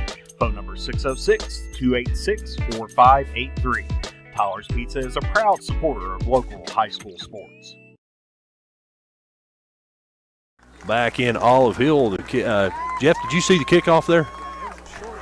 It was a short kickoff there, picked up there by Connor Green, number 34, and then ended up taking it all the way up to right around the 45-yard line. Probably a pickup of maybe about 7 yards on the return. So, either way, really good field position coming out here for West Carter. Exactly, kind of where they need to be at. I mean, right now you're just under the 2-minute offense mark, what you're taking a look at. Time to kind of dig in, maybe kind of pull out a trick play or two here, maybe a reverse pass or something that's out there. Try out a little something because right now you can't go wrong at any point in time here. Snap goes to Kell back. He drops back immediately under pressure. Yep, and he's brought down in the backfield. So not what you want on first down. No. Well, and that was one that I think they were taking a look back there for Cole Crampton, to tell you the honest truth, because he pushed all the way back over toward the sideline on the there, and I don't know if the play was intended for him to go maybe to give it to Crampton, have him run it down, or possibly set up some kind of reversal play, a little Statue of Liberty play there. The problem is that defensive end came screaming across. There was just no chance. Second down and 20 yards to go now after the 10-yard loss on the sack. Back takes it, and I believe that was a designed run. He took the snap and immediately took off trying to get off tackle, but not able to do so. He might have got it back to the line of scrimmage, but that's all. Quickly brought down by the Prestonsburg defense there. I think that was number 56 if I'm not mistaken, or excuse me, 54. Galvin Stevenson on the tackle there for Prestonsburg. Is that the nose guard maybe? That's what I was thinking on that on the left-hand far side, left-hand side. Defensive end on that left side, yep. 2-by-2 set as back takes the snap under pressure again. Ball almost knocked away, and he's trying to get something. He's all the way over to the Prestonsburg sideline. Yes, sir. And he's brought down the ball, knocked out of his hands, but it goes out of bounds. Man, I tell you, back showed his athleticism there, just getting away from those defenders. I mean, just to keep his feet and keep moving, but always looking downfield. He was looking for to throw that football, but there were too many Black Cats around him. Yeah, he knew that was going to be the last play of the half. Yep. And it's like, hey, don't go down. No matter what you do, don't go down. And that's exactly what he was looking at. And, I mean, just couldn't find anybody out there. And that's it. And, of course, that's going to be wrapping up the first half here at West Carter. Yes, sir. Your score at halftime, Prestonsburg 24, West Carter 0. We'll be back after this for the halftime show, so don't go away. We'll be back on the Cool Hits Sports Network. In addition to the Greenup location, Stultz Pharmacy's newest location is at 437 James Hanna Drive in South Shore, but has retained the name you know and love, McDonald Pharmacy, with the same great service you'll find in the Greenup location, with free delivery service and their convenient drive-thru. Get your vaccinations and allergy shots, and of course, great prescription service at Stultz Pharmacy in Greenup and McDonald Pharmacy, James Hanna Drive, South Shore. Stultz Pharmacy. When you want real, authentic Mexican menu items, you want Tres Hermanos Nunez. Accept no substitutes. None compares. Fajitas, tacos, burritos, quesadillas, chimichangas, even vegetarian choices. A kids menu, desserts and salads, a tasty, budget-pleasing selection for you and your family, unlike any others. Should be your first and only choice for authentic Mexican all throughout the tri-state. Ashland, Greenup, Grayson, Paintsville, Canova, South Point, Olive Hill, and Cannonsburg. Tres Hermanos Nunez, the best around. Dwayne Suttles is a candidate for Carter County Judge Executive in the upcoming election November 8th. A lifelong resident of the county, he's been involved in service to the people for over 40 years, including the college system, firefighting, EMT. And he understands the need for good roads and strong infrastructure. He spent 15 years as the city councilman, currently the Grayson City Clerk. Go to the polls November 8th and elect Dwayne Suttles as your next Carter County Judge Executive. I'm Dwayne Suttles, candidate for Carter County Judge Executive, and I paid for and approved this message. State Senator Robin Webb wishes the best of luck to all involved in football games this season. The players, coaches, cheerleaders, and support staff. Your State Senator Robin Webb is always proud to support our youth in all of their endeavors, both in the classroom and on and off the field, and will always strive to put our youth and adults first as she works hard to support the people in her district. Have fun, play hard, be safe in all your games this season. From your State Senator Robin Webb. Back here in Olive Hill, halftime between the West Carter Comets and the Prestonsburg Black Cats. Chauncey Griffith, along with Pete Baker and Jeff from Mantis. And guys, the first half obviously on the scoreboard, not really where you want to be if you're West Carter, but there are some positives, I think, from the West Carter side. Talk about it. Yeah, exactly. You take a look at, especially that one huge play that they had there with Crampton. They were getting the passing game going on there really well there for a while, and there's actually several of the West Carter had several opportunities for some huge plays, but just couldn't get the receptions, or the hands on the ball to pull it in for the pickup of yards. Right. Yeah, they're towards the end.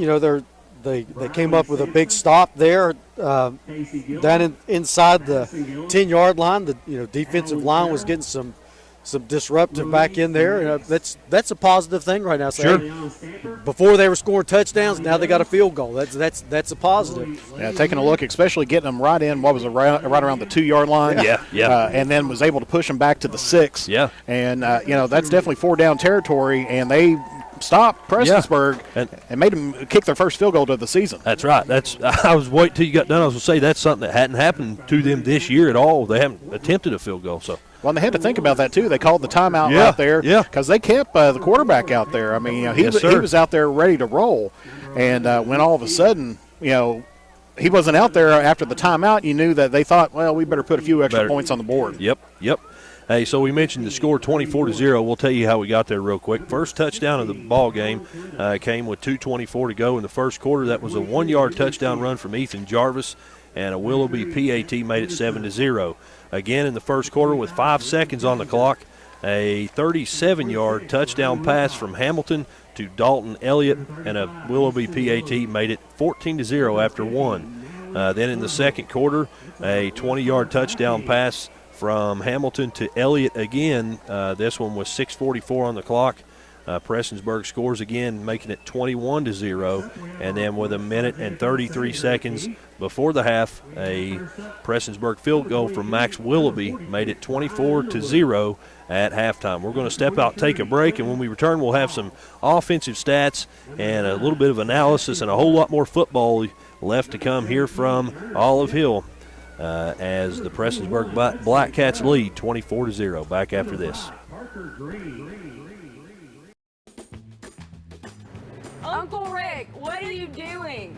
I'm trying to stay cooler in my man cave. Well, this is a beer cave, and you can't stay in this cooler forever. But Clark's Pub and Shop can get you through the dog days of summer. Whether it's fountain drinks at the lowest price or you're filling up the cooler for the family and friends, Clark's has the widest selection, the best prices, and the most helpful staff you'll find anywhere. Beat the heat at Clark's Pub and Shop.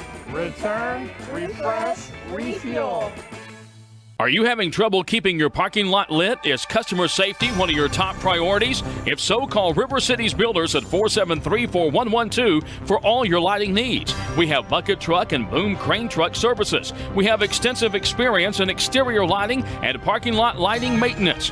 No need to ever be in the dark again. Remember, call River Cities Builders at 473-4112 for all your lighting needs. We will light your path to success. When you have business away from home or a planned event far from your comfort zone, you're probably going to need a little help. Let A&A Porta Potties assist you with all your portable toilet needs. Whether on a construction site, planning for an outdoor wedding, or any other outdoor event, A&A Porta Potties are here to assist you. A&A Porta Potties also rents out storage containers, office containers, cooling fans, tables, and chairs. A&A Porta Potties, there is no event too big or too small for us to accommodate you. Doubt, stress, anxiety, frustration, that was yesterday. Today is your day to get back on track to a brighter future. At Ashland Community and Technical College, we're open and ready to help now. With ridiculously affordable, amazingly flexible classes that can lead to highly paid positions in IT, healthcare, and more. The real world's tough, but not as tough as you. Visit kctcs.edu/findyourcareer. And we're back here in Olive Hill. Chauncey Griffith along with Jeff and Pete. Guys, well, actually, I'll tell you what, Pete, will you go ahead and go over some stats for us from the first half? Put my glasses on so I can see what's going on here. I see for rushing yards, we got Ethan Jarvis for Prestonsburg. He's got 15 carries for 100 yards. John Little has 5 for 21. Brant George has 1 carry. I think he might have 1 yard. And then Dalton Elliott's got 1 for 4. Passing-wise, Elliott is 3 for 62. Jarvis has 1 catch for 12 yards. And Fitch has 1 for 9.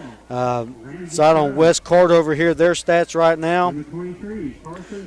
Cole Crampton has 8 carries for 51 yards. Cale Back has 4 carries for minus 18, couple sacks in there. And Dwaylon Dean has 1 carry for 4 yards. We have 1 reception, and that was by Cole Crampton. It was for a 45-yard catch at this time. And that's going to do our offensive stats for the first half. If you're the head coaches, well, we'll start with Coach Barker. If you're him here at halftime, what are you telling your team right now? Well, number one, I mean, if you take a look, there's been no turnovers. Right. No turnovers. That's kind of a big thing. You've obviously given it over, had to punt it away. Some issues on the special teams, but that's going to happen, especially at the high school level. Right now, I mean, West Carter 1 of 8 of passing, 45 yards. I mean, they got to build upon that. Sure. Because they realize that's going to be open. Sure. And if they start making some catches there, then it's going to put in some positive yards for them there.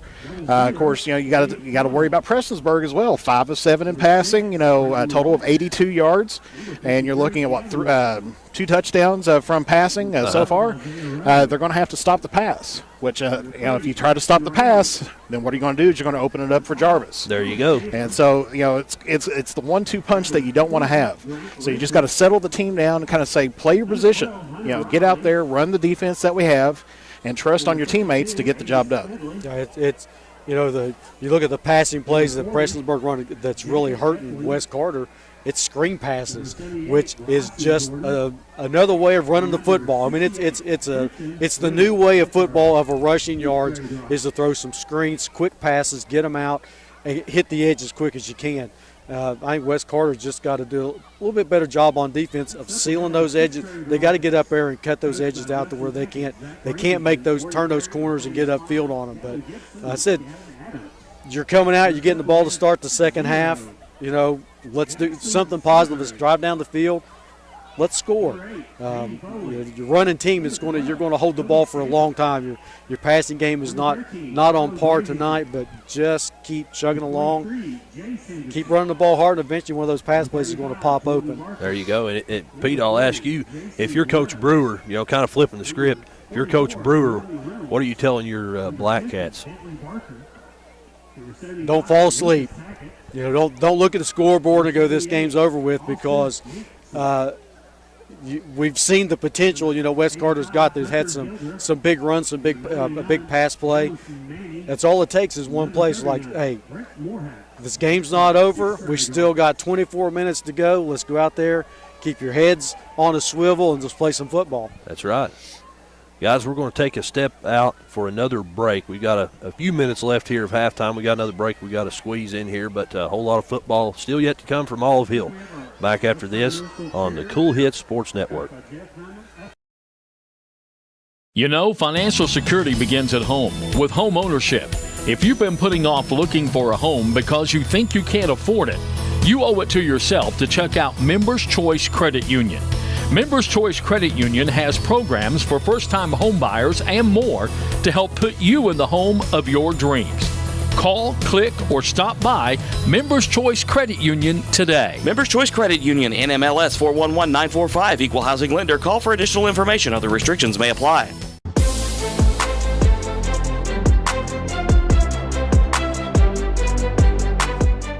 We can dig it at Callahan Excavating. If you need drainage work, demolition work, mobile home lot preparation, pond cleaning, slip repairs, service line installation, parking lot or driveway work, or help with many other projects, contact Callahan Excavating at 606-225-0570. Callahan Excavating are proud supporters of local high school sports. As time goes by, don't forget to capture the moments that will create memories that will last a lifetime with Easternling Photography. No matter the occasion, we have you covered. If you need family portraits, engagement photos, prom pictures, senior photos, sports photos, baby pictures, and wedding photos, we are ready to work for you. You can find us online on Facebook or contact us at 606-286-0991 or at easternlingphotography@yahoo.com to schedule a photo session. In the upcoming election, vote Eric Ross for Carter County Sheriff. Eric is an experienced police officer and a dedicated family man. With a 10-point plan, he will work to unite Carter County, increase community involvement, and improve the function and availability of the Sheriff's Department. With your support, we can make Carter County stronger together and a better place to live. Vote for Eric Ross for Carter County Sheriff. Paid for by candidate. And we're back here in Olive Hill. Chauncey Griffith joined by Pete and Jeff. And guys, while we got just a second, I wanted to take inform the listeners the Good Cheer program every Wednesday at 8 p.m. on the Cool Hits Gospel channel. That's the one I do. I try to interview somebody each week and just share some good stuff, man. Talk a little bit about Jesus and just some good stories along the way. And I've had Pete on there, but Jeff, I've got to get you on there. I say anytime. You'll love doing it. It's a lot of fun, especially if he does it live. Love it live. Yeah. It adds a whole new complexion to the whole thing.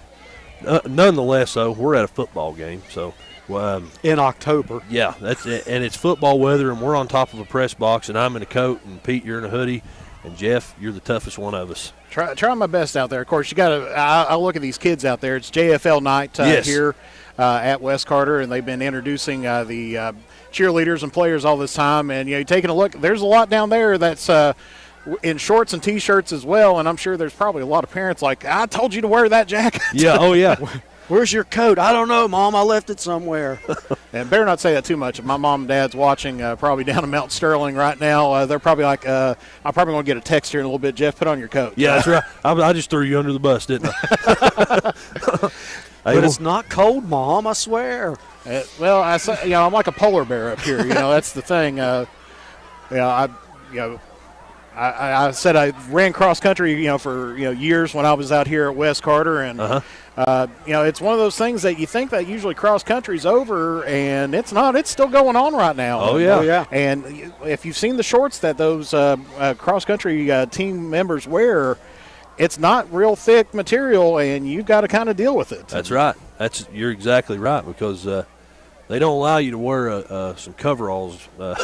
Running cross country. Hey, while we've got just a second, though, I'm going to step out one more time. We got one more break to get in, a short one, and we'll be back in 1 minute here to resume action here for the second half from Olive Hill, Kentucky. Your score, Prestonsburg 24, West Carter 0. Back after this.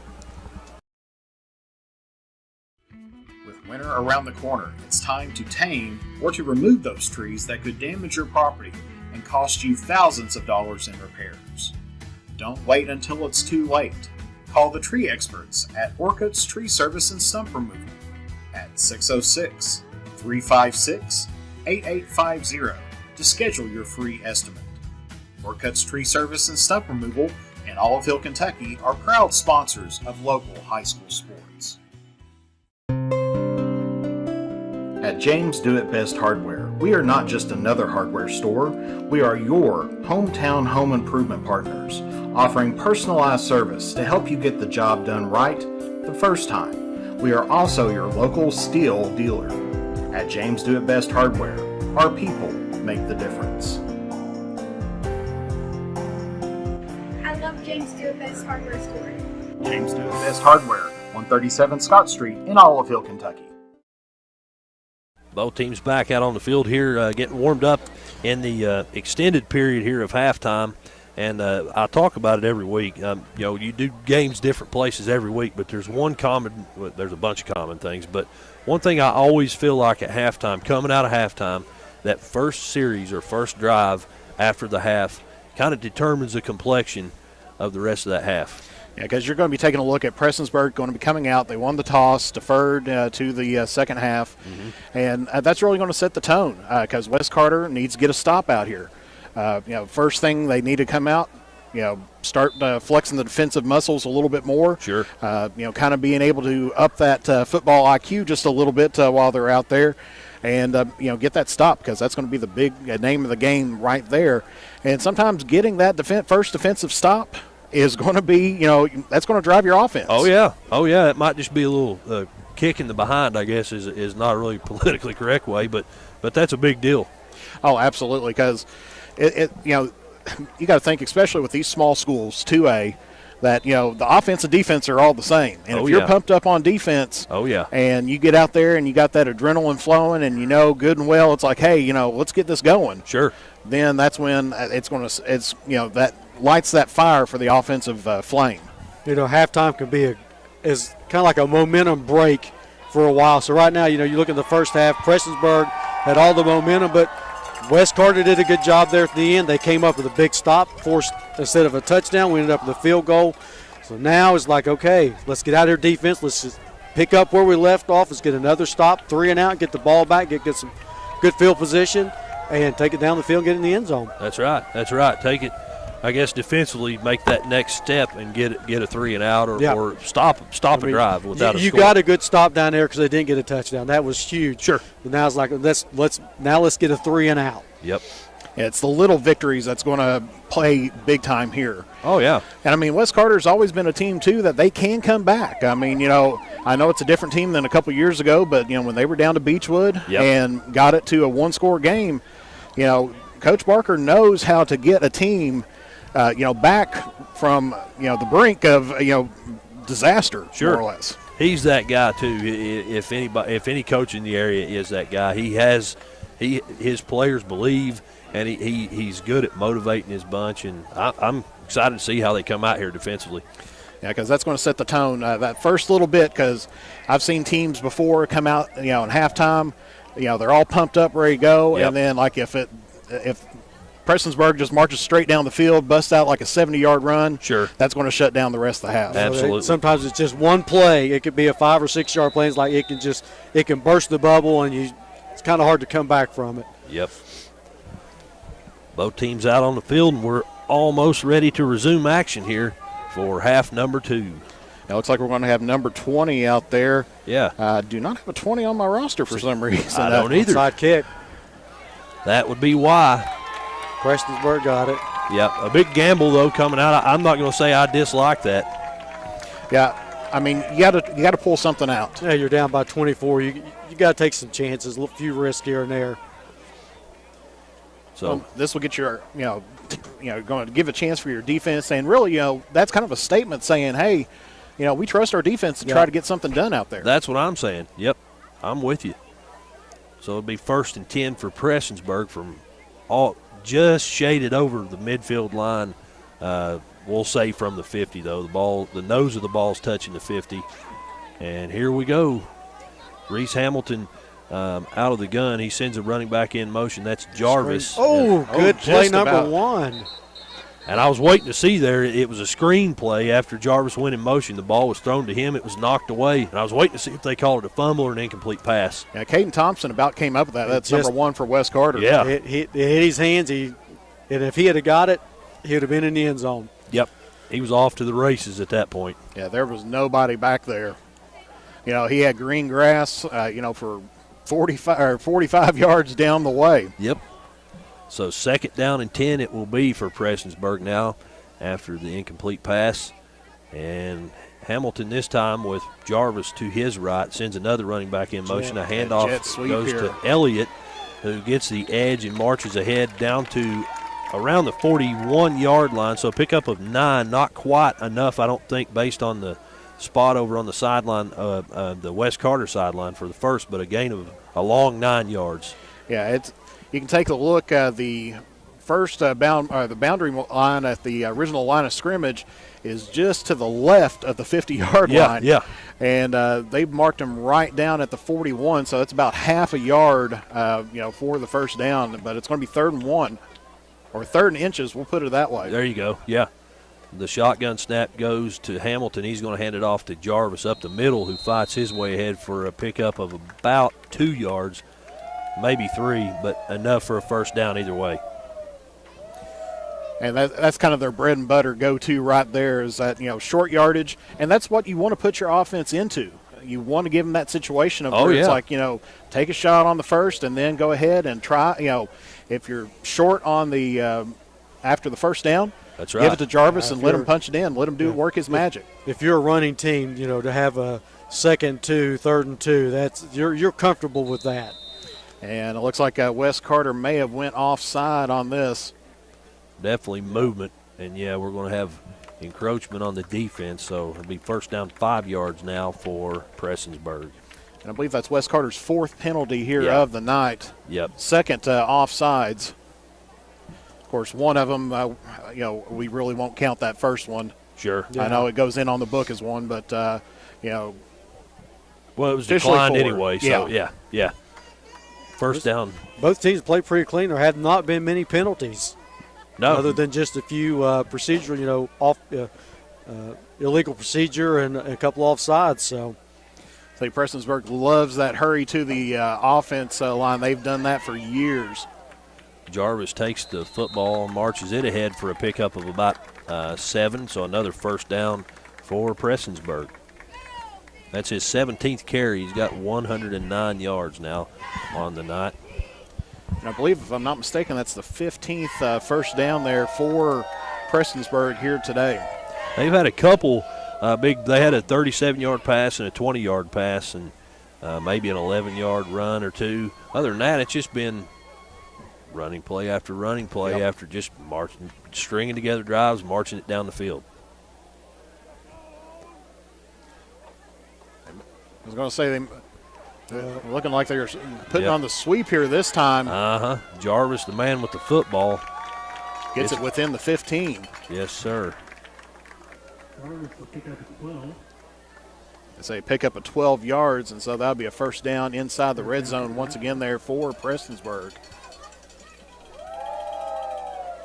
Under 10 minutes to go here in the third quarter as Prestonsburg leads West Carter 24-0, and they're knocking on the door again, 1st and 10 from the 14-yard line of West Carter.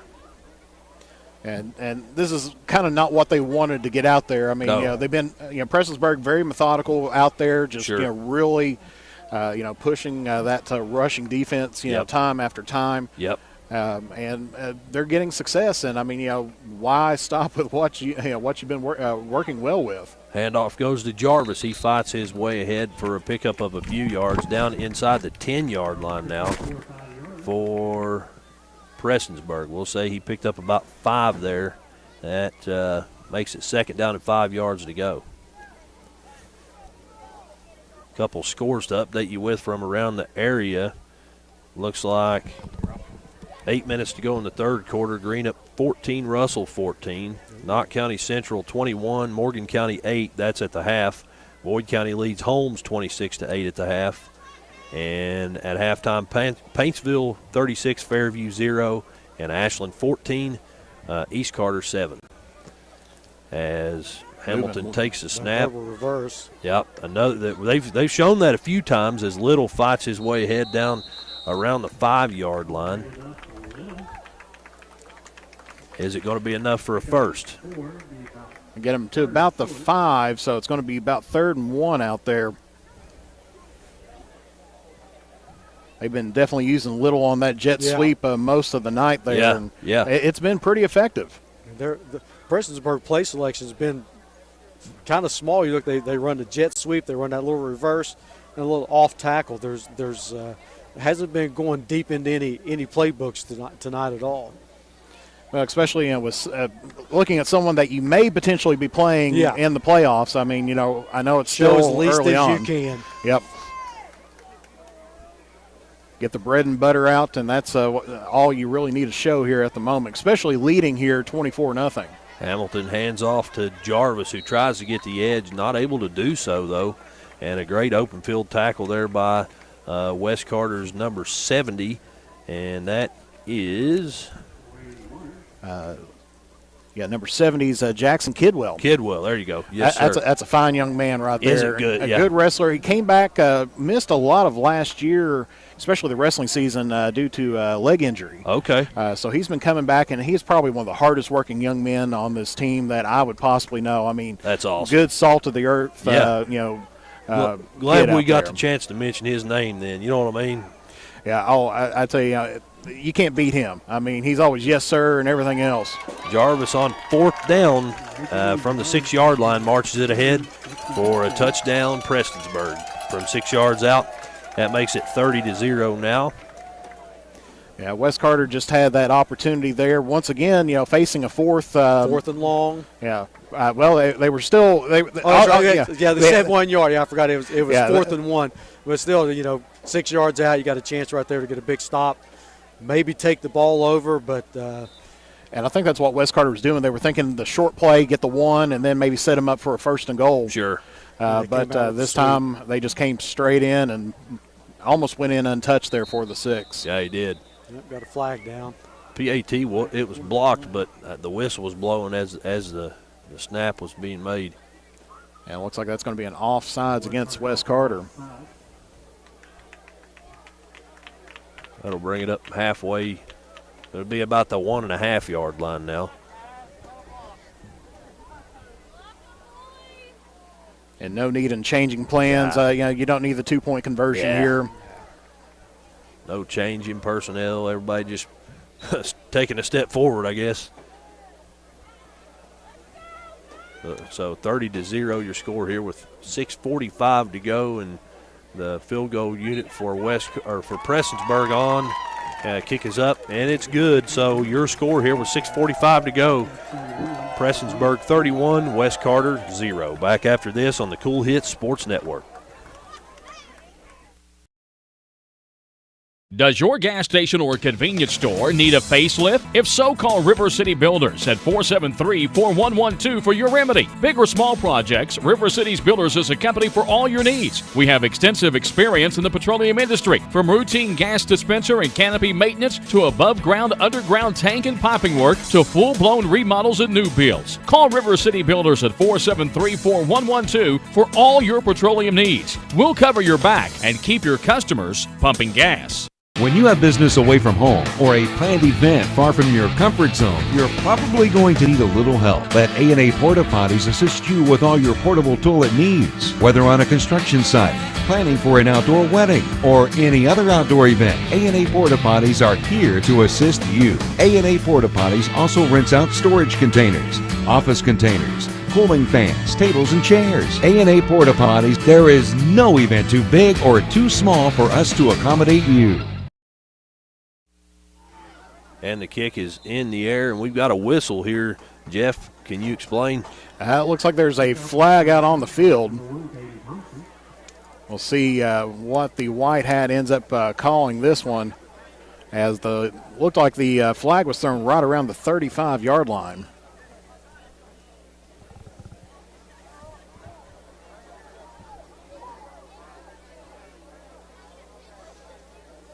I think they're saying he called for a fair catch. Okay. That must be what it was, because he did catch the ball. Yeah, maybe he grabbed the wrong bag. Yeah, something, but yeah. Trust me, I've been a football official before, and I've run into that same situation that all of a sudden you grab the wrong thing and you throw it. Yeah. And everybody starts taking a look at you, and it's like, what you doing? Makes sense. West Carter with 2 receivers in the short side of the field as the handoff does go to Crampton, and he's tripped up after picking up around 7-8 yards on first down. Ran up on the heels of his own blocker. Yeah, he did. Because he had a lot of green grass up ahead of him there. Nobody over on this sideline. Just caught him right on the hip. That Prestonsburg player just kind of pushed him right back into him, and he just kind of bounced off him like a rag doll. Yep, down he went. That was a good run, though, real good run. Yep. Something positive. Definitely picked up the first down. Yes, sir. I said 7 or 8. That was more like about 10. He fell forward, too. 2 receivers both ways. The wide out from the left goes to the right in motion, and we've got a pass downfield a little bit too high for the intended receiver. Goes incomplete. And once again, another one of those good play calls, just couldn't get the man connected there. Sure. He's had open receivers, just can't seem to get the ball's a little bit too high or too far, a little bit too outside, but the plays are there, the receivers are there. It's just a matter of getting the catches made right now. That's right. And, I mean, that's all that really what they're looking for right now is trying to get that offense built up and try to figure out, really, what do they need to do to, find some success. Snap goes to back. It's another screen pass. We've got a flag over here in the backfield as the ball falls incomplete. It's in the vicinity of a hold, but I don't know that that's what would be called here. I'm not sure. Because it came from the near side. And it is going to be, it looks like a hold. Yep. Holding on West Carter, so that'll back him up 10 yards, I presume, and make it 3rd and long. Because the flag was thrown right around the 35, so that will probably take it back to right within inside the 30. Depends on where they're going to mark it at. Yeah. You got Charlie Graham standing there right at the 36 is I think where he threw the flag at. Uh-huh. Now he's going to mark it off here. Yeah. So it's going to be 3rd down and a long way to go. Because got to get it up to the 49-yard line. And it looks like they're right at around the 27. So it looks like, 22. He's second and 24. There we go, yep. Handoff's going to go to Crampton, who gets the edge, and he's got some room to run, crosses the 40, across midfield, and a big collision. He crossed the 45, and as he does just that, a big collision there as he makes it not enough for the first down, but much more manageable here on 3rd down. Especially setting that up from the 2nd down. That's definitely what you want to do, get it back in with the original line of scrimmage. Yeah. Looking at now a 3rd and 5 instead of a 2nd and 24. Yes, sir. Much better position that you'd want to be in. Back, Kell back, that is, the man behind the center. He's going to be in the gun, and we've got a whistle. We've got a Prestonsburg player coming off. I think maybe they just had a mix-up there and a substitution. Back with a running back to his left, 2 receivers each way, and another handoff up the middle this time. And Crampton, the man with the football, he's hit hard but able to shake off a would-be tackler and march ahead for a gain of about 4. Not quite enough for the first down, though.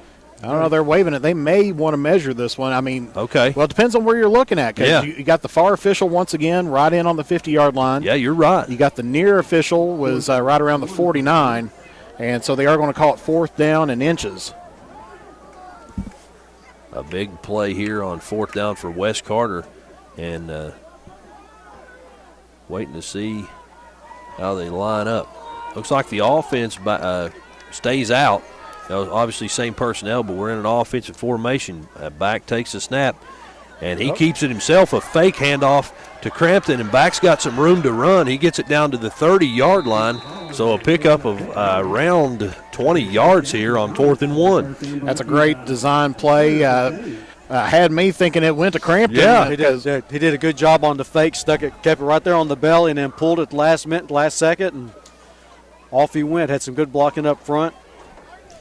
Like I said, West Carter, especially with the youth that they've been having on there, I said they've almost had to kind of go into what Marshall did, after their tragedy that they had going into the veer, trying to rely on the quarterback to see the defense and then make those calls.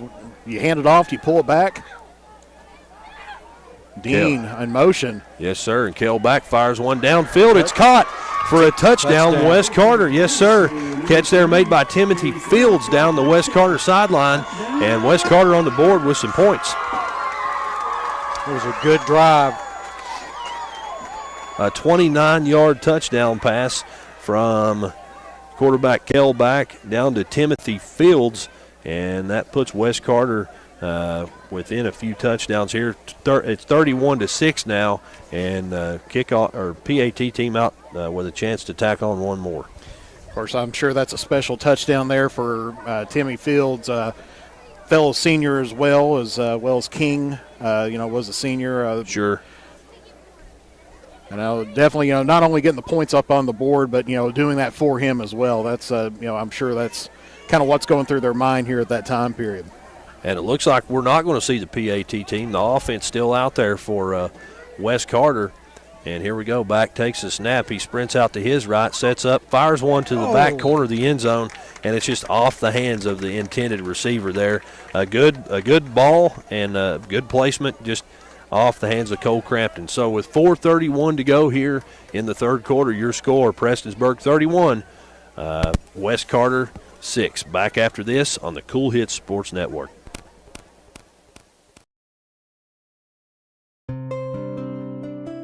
At James Do It Best Hardware, we are not just another hardware store, we are your hometown home improvement partners, offering personalized service to help you get the job done right the first time. We are also your local steel dealer.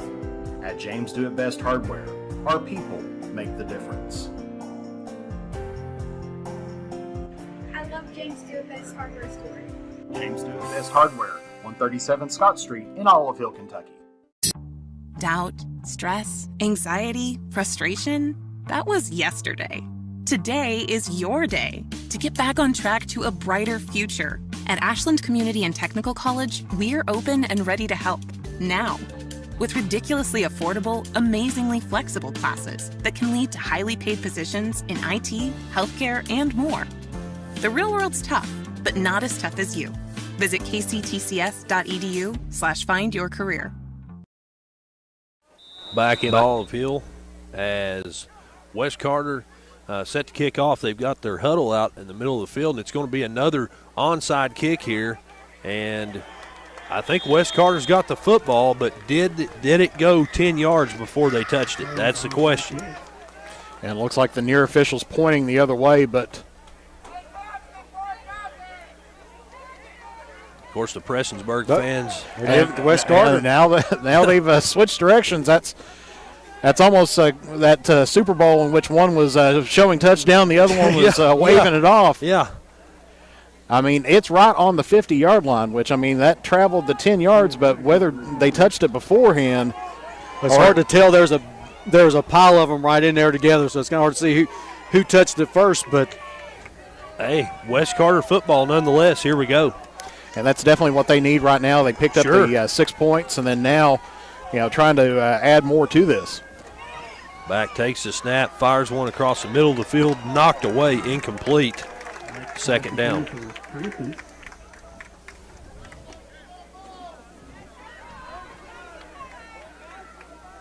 I think the Black Cat fans weren't too happy with that last call. No, where we're sitting here on the top of the press box, we're right next to them, and they are not happy, I will say that. But, I mean, I'm not down on the field. I know Wes Carter came away with the football, though. Right. You know what I'm saying? I don't know where they touched that, but they did come away with the football. Well, until we can get enough cameras out there to get the National Federation to implement some replays. There we go. 2-by-2 set. Back takes the snap, drops back under pressure, flags in the backfield. He throws it incomplete. There are two officials here who, with flags, both of them in the backfield. I'm not sure. Could it be another hold? And that's the indication. Another holding call on Wes Carter. And based on my calculation, and I might be wrong, I typically am about most things, but I don't know that Prestonsburg had one penalty tonight. They've got one penalty. One. Okay. Again, really low penalty count, though, for both teams in this football game. Yeah, because taking a look in the I had them down for one penalty for 5 yards in the first half, and I don't think they've had one this half as well. I see. That penalty brings it back to the 27-yard line. The 32-yard line. Thank you. Makes it 2nd and 27, and there's some more laundry out on the field. Spoke too soon. I don't know. I'm not sure who they're going to call that one up. A false start against the Comets. It's 2nd and 27, and that false start makes it now 2nd and 32 yards to go from the 28-yard line for the Comets. And that's not the momentum that you want to be getting out there right now for West Carter. You picked up the offside or the onside kick, and then now you've gotten back-to-back penalties, right, pushing yourself back 22 yards. Yep. Trips to the right. The number one receiver from the right goes in motion to the left. Drops back, fires one downfield to Green, who's got some room to run down the sideline, crosses the 40, 30, 20, and the 10, and that's a touchdown, West Carter. Wow, big play here on second down, a long way to go. Fantastic play there by Connor Green to take it the distance. That was on the 28-yard line originally, so, I mean, you're marching that all the way down. Making sure there's no flags on the field. The officials are in the back, but looks like they're all heading back this way. There is a flag. I see it over here right about the 26, 27-yard line. There's a flag. Wow. I think we might have a hold. Pete, I still don't see the flag. It's here right on the near side. Yeah, it's right down here. Right around the 26-yard line. The official standing right over top of it. I think we're going to have a holding call. I got you. I didn't see that until the very end when I seen all the officials were stuck down here on this side of the field. The officials weren't celebrating. They were just kind of standing together, so I thought something's not right. Yeah. Either they're trying to get their paperwork together or – because that was always one thing when I officiated. You get out there and everybody breaks out that book, and it's like, all right, what do you got? Trying to jot down everything you got there. Oh, yeah. I didn't see an official call, but I'm sure that's a holding, especially the location of the flag. Or a block in the back. That's about what it has to be, one of those two. And so this takes it all the way down. Well, it was at the 28. The flag was thrown right around the – I think maybe right around the 32-yard line. Yep. So it takes them back within the 20 now. And now it's going to be, 10 yards from about the previous spot. Yep. Second down and 42. Yeah. Yep. As Caleb Black takes the snap, drops back, looks downfield, and had a receiver down there. It was Dwaylen Dean, but not able to find him, incomplete. Well, the play worked one time before, you figure, do you show it to him right back again and see if you can, get the same magic that they had out there? Sure.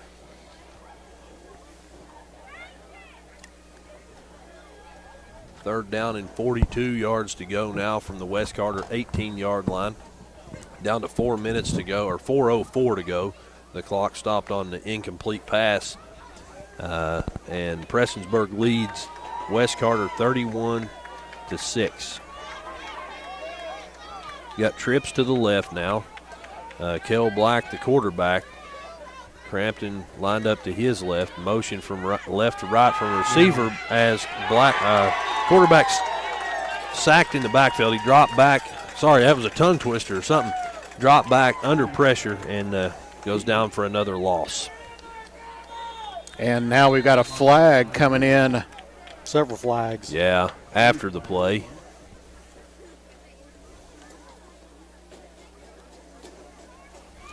Little defensive end for Prestonsburg, Gavin Stevens. He's a solid little defensive end. He's done a good job tonight of getting in the backfield and disrupting a lot of plays and keeping those edges sealed up. For as many flags as went out there for it to be a sideline warning, that's kind of unusual. Yeah, against West Carter, I assume. Fourth down, 42 yards to go here. And they've got to get all the way to the opposite 40-yard line for a first down. but instead West Carter electing to punt from their own end zone. Actually updated it to 55 yards, what they need to get. Yes, sir. Oh. A high punt out of the end zone. It's going to drop at about the 22 and take a West Carter roll down to around the 32, 33-yard line. That's where Prestonsburg will take over. 1st and 10 on the West Carter 32, 33-yard line. Punting out of the end zone is never good, especially that they don't have a whole lot of room to move with. And that's rough. I mean, at least they got a positive roll toward that one. It got out, yeah. It wasn't. It wasn't a kick straight up in the air, but still, Prestonsburg started off with really good field position there at the 32-yard line. Yeah, I think that it rolled about 12, 13 yards, I think. So 3:36 to go here in the third quarter, and Prestonsburg takes over on the West Carter 32-yard line. Snap goes to Hamilton. Busted play. Yep, and he's going to take it himself and fight forward about 5 yards on first down. That was a good look on his part to take a look and see that the play was busted up and ended up just taking it himself. It looked like they were going to try to run that little jet sweep they've been doing, but nobody to give the ball to. That's right. As far as my calculations go, that's his first rush of this ball game. And like I said, I mean, they haven't been really throwing a huge bit of the playbook at them, and eventually, you know, the defense is going to pick up on, you know, that offensive set that they run. Sure. Back in the third quarter, they ran that screenplay, and West Carter just about picked that one off on him. Hamilton takes a snap, fakes a handoff, throws it downfield, finds his man, Seth Fitch, who still on his feet. Yeah. Finally drug down right around the 5-yard line. Yes, sir. So a pickup of about 23 yards, but yes, right, a flag in the backfield. They've got a block below the waist. A chop block there against Prestonsburg, so that one will be coming back toward them. Thrown right at the 31-yard line. I didn't see who that was on, but those are, if I'm Coach Brewer, Prestonsburg coach here, I'm, even though we're up by that much, that's something we've definitely got to address. Those penalties when the ball's downfield like that. They've been pretty clean most of the day, but I mean, especially later on in a game, you got to have that mental toughness all the way through. That's right.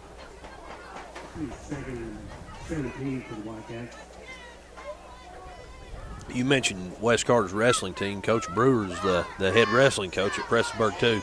Yep. Good feller. Well, it's one of those things that wrestling is getting to be, a considerably popular sport, not amongst, just the football players, but a lot. A lot of teams have been picking up football in their area. I know East Carter's picking up a wrestling team this year. Right. And I'm sure a good portion of them is going to be their football team. Actually seen a meme just a little bit earlier today. It says the off-season football shoes are coming out now that has your low center of balance and teaches all the things that you need to do on the line. There you go. I love it, man. A 6-yard pickup on second down for Jarvis makes it third down and 11 yards to go.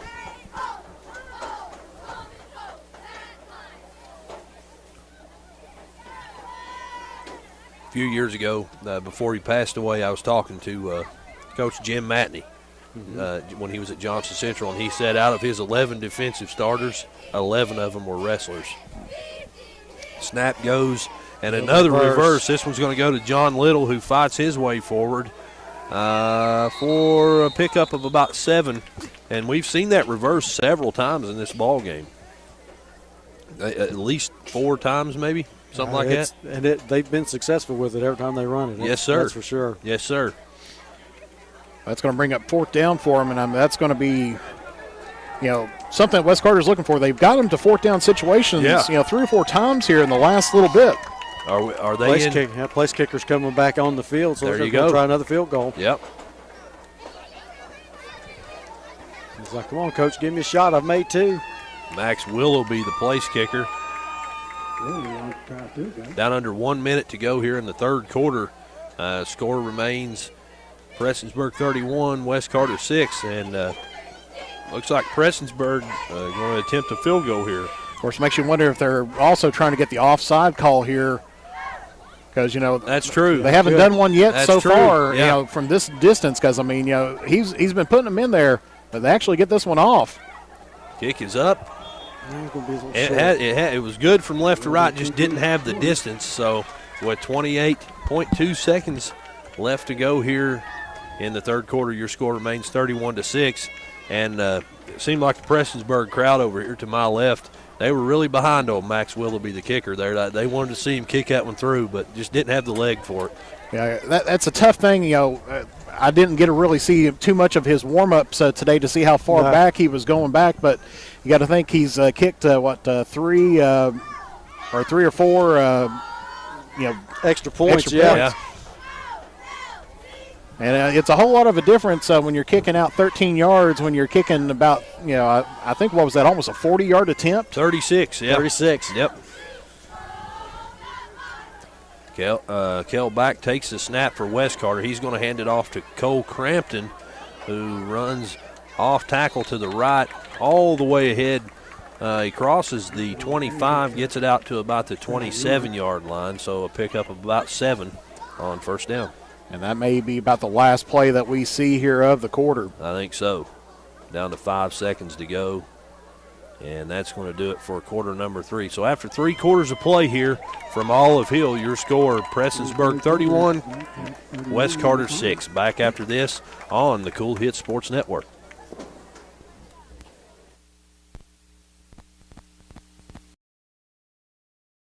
State Senator Robin Webb wishes the best of luck to all involved in football games this season. The players, coaches, cheerleaders, and support staff. Your State Senator Robin Webb is always proud to support our youth in all of their endeavors, both in the classroom and on and off the field, and will always strive to put our youth and adults first as she works hard to support the people in her district. Have fun, play hard, be safe in all your games this season. From your State Senator Robin Webb. Uncle Rick, what are you doing? I'm trying to stay cooler in my man cave. Well, this is a beer cave, and you can't stay in this cooler forever. But Clark's Pub and Shop can get you through the dog days of summer. Whether it's fountain drinks at the lowest price or you're filling up the cooler for the family and friends, Clark's has the widest selection, the best prices, and the most helpful staff you'll find anywhere. Beat the heat at Clark's Pub and Shop. Return, refresh, refuel. And we're back here in Olive Hill. Glad to have you along here as we're getting ready to start quarter number 4. Chauncey Griffith, Pete Baker, and Mr. Jeff Irwin from Mantis Sports Media here as Prestonsburg leads 31-6. What are some things you guys expect to see here in this fourth quarter? Well, definitely from West Carter, I expect more passing. They've been finding the success from there, at times. They could have had another touchdown there. Sure. I think Prestonsburg's just going to, if they get the ball, they're going to keep it on the ground and just keep pounding it with Jarvis. Yep, keep doing what they do. Handoff for West Carter is going to go to Crampton, and he's gobbled up in the backfield. I do see a flag on the play, though. And that was thrown right at the 2 defenders that was there with Crampton. Yeah, the tacklers, I guess you would say. Holding. Wow. I didn't see really anybody else in that vicinity. I didn't either. Where the flag was at, I didn't either. I wasn't sure what direction that flag was going, but there's a reason I'm up here and not down there, too. It looks like they're going to decline that one. So it'll stay. I'll bump it up to 3rd down and about 4. Right. Where's it? I'm trying to figure out where to place the ball at now. That's what I'm saying, yeah.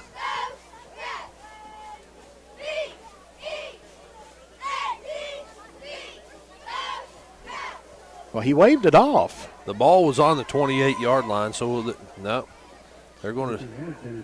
So I guess I think the official said they declined it, and the coach said, "No, I didn't decline it." No, I didn't. Yeah. I was going to say, why would as far as a football position, why would you want to decline a holding call at any point in time unless it's like you pushed them back, And it's like, going into third, going to fourth down. I could see that. Going into fourth down, they're going to punt the ball no matter what. But, I was like, that's not a spot that I would say, we'll decline that. We'll give them a free pass here on second down, third down. So it'll be second down and 15 yards to go now.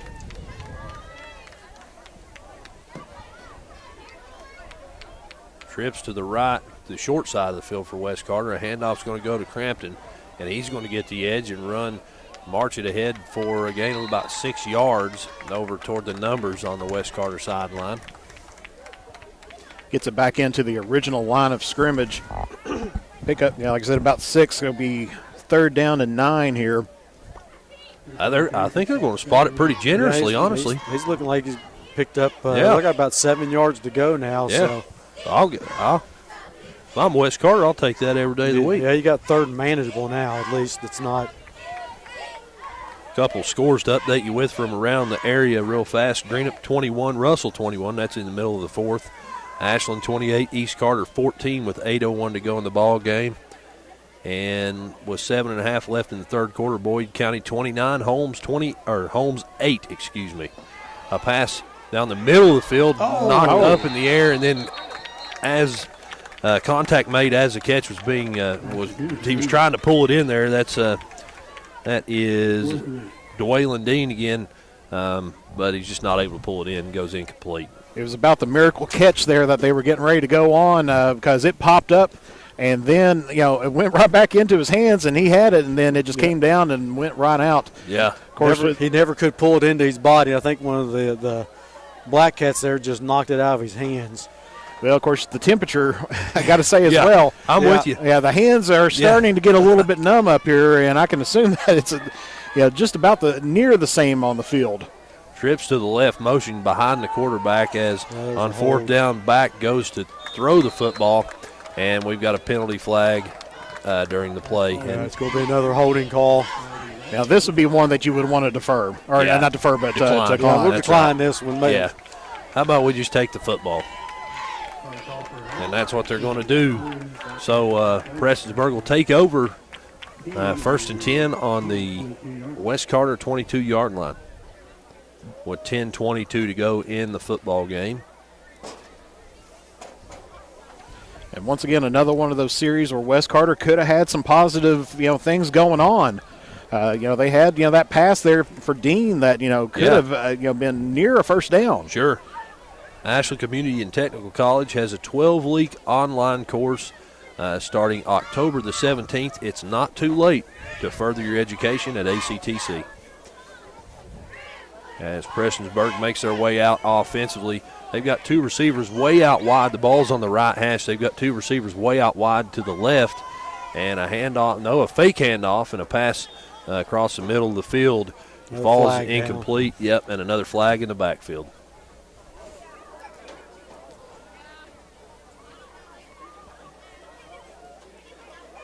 Intentional grounding, it looks like. Okay.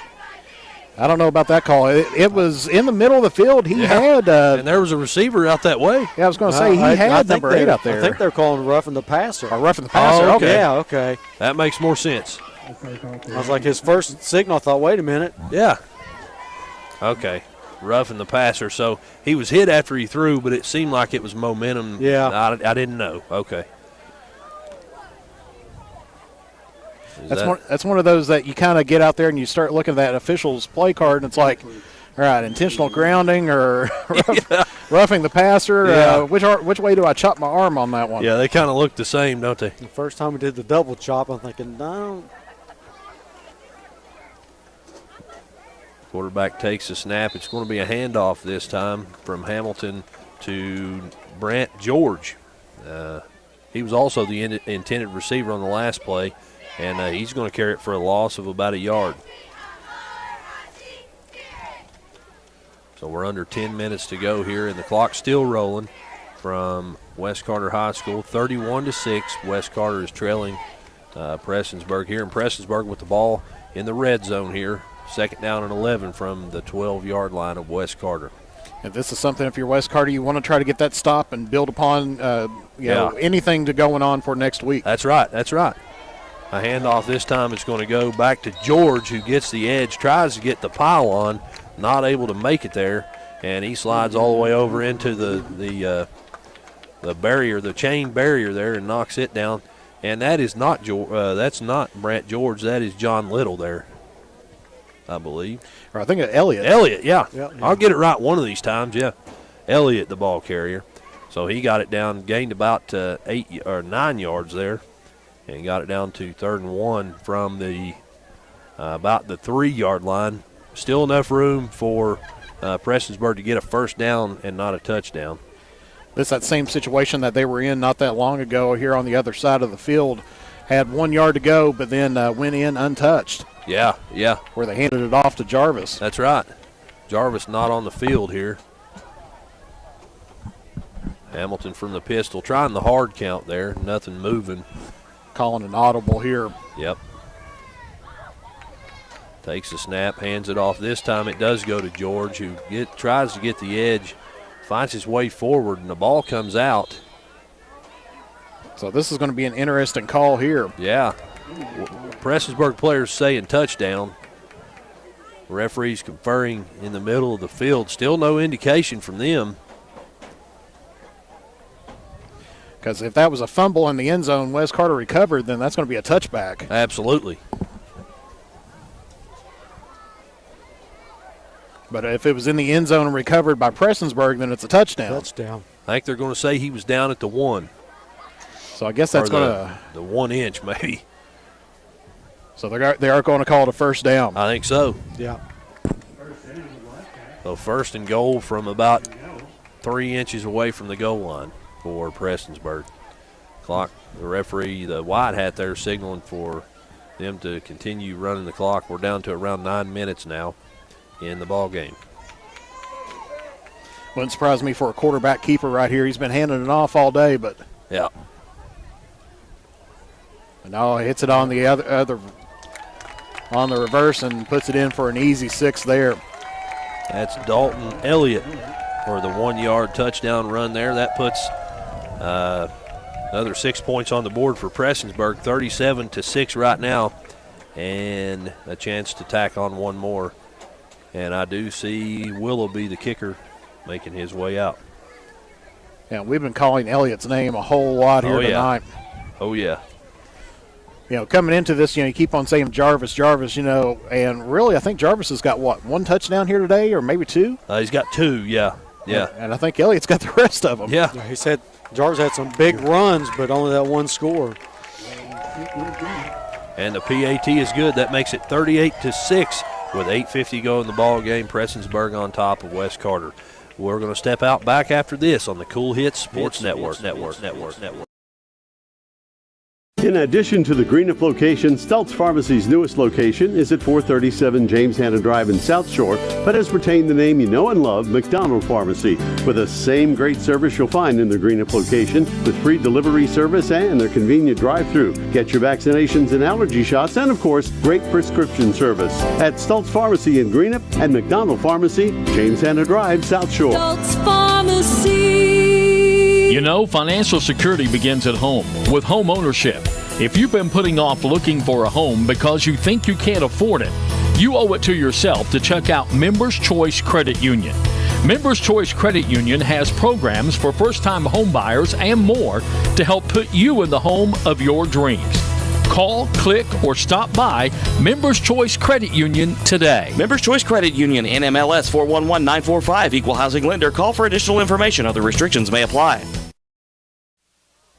And a big kickoff return here for West Carter sets them up pretty good here for offense. Ball caught around the 30-yard line. I did not see the returner. Did you? 34 Connor Green. Okay, a great return here. And where are they going to say he stepped out at? They're going to say right back at around the 36-yard line. Oh, wow. He got it across midfield and everything there. You could tell that he was slapping that ball right there and was like, oh, man. Oh, yeah. He must have just took that one little side step out and brushed that chalk on the side there. And here we go. West Carter offense out on the field. Ball's over toward the left hash as the snap goes back to the quarterback, and he has a man downfield. Wide and open. Off to the races. Cole Crampton. Yes, sir. He crosses the 10-yard line. He doesn't get it in the end zone, but he's going to be knocked out of bounds somewhere around the 10, I do believe, but a huge pickup on first down. Yeah, that was a great pass. There was nobody around him. He was wide open and had nothing but green grass in front of him. Yes, sir. And that's West Carter just kind of reinventing itself there because, we've been talking, But, when the rush is not there, you got to figure something else out. And if you got the speed of someone like Crampton, put him out in a wide out position, or put him out in the flats, or running a route. Got it all the way down to the 2. Well, I thought he was around the 10, but I guess that extra effort, that dive there, is where he finally was knocked out of bounds. So it'll be first and goal from the 2.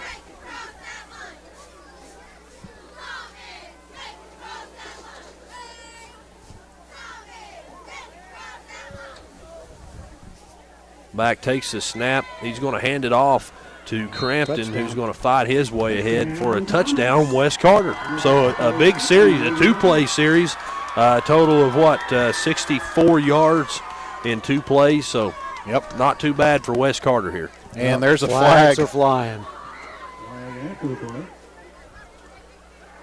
Didn't see too much extracurricular, but someone probably said something. Some stuff's hard to see from up here.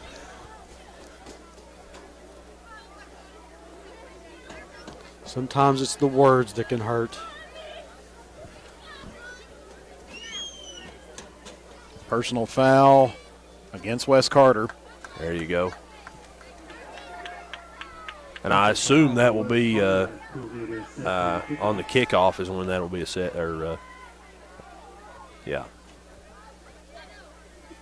Looks like the offense still out for West Carter. As we said, the kicking has never really been one of West Carter's real strongest points. They've had a couple good kickers, in years past. Sure. Like I said, Bond, he done a fantastic, job, for the Comets, last year. But of course, once you graduate, can't come back and play anymore. That's right. Two backs, one to each side of Kel back as he takes a snap, sprints out to the right. He got it. Gets it to him. Yes, sir. The 2-point conversion is good. That makes it 38-14 here with 8:25 to go in the ball game. Back after this on the Cool Hit Sports Network.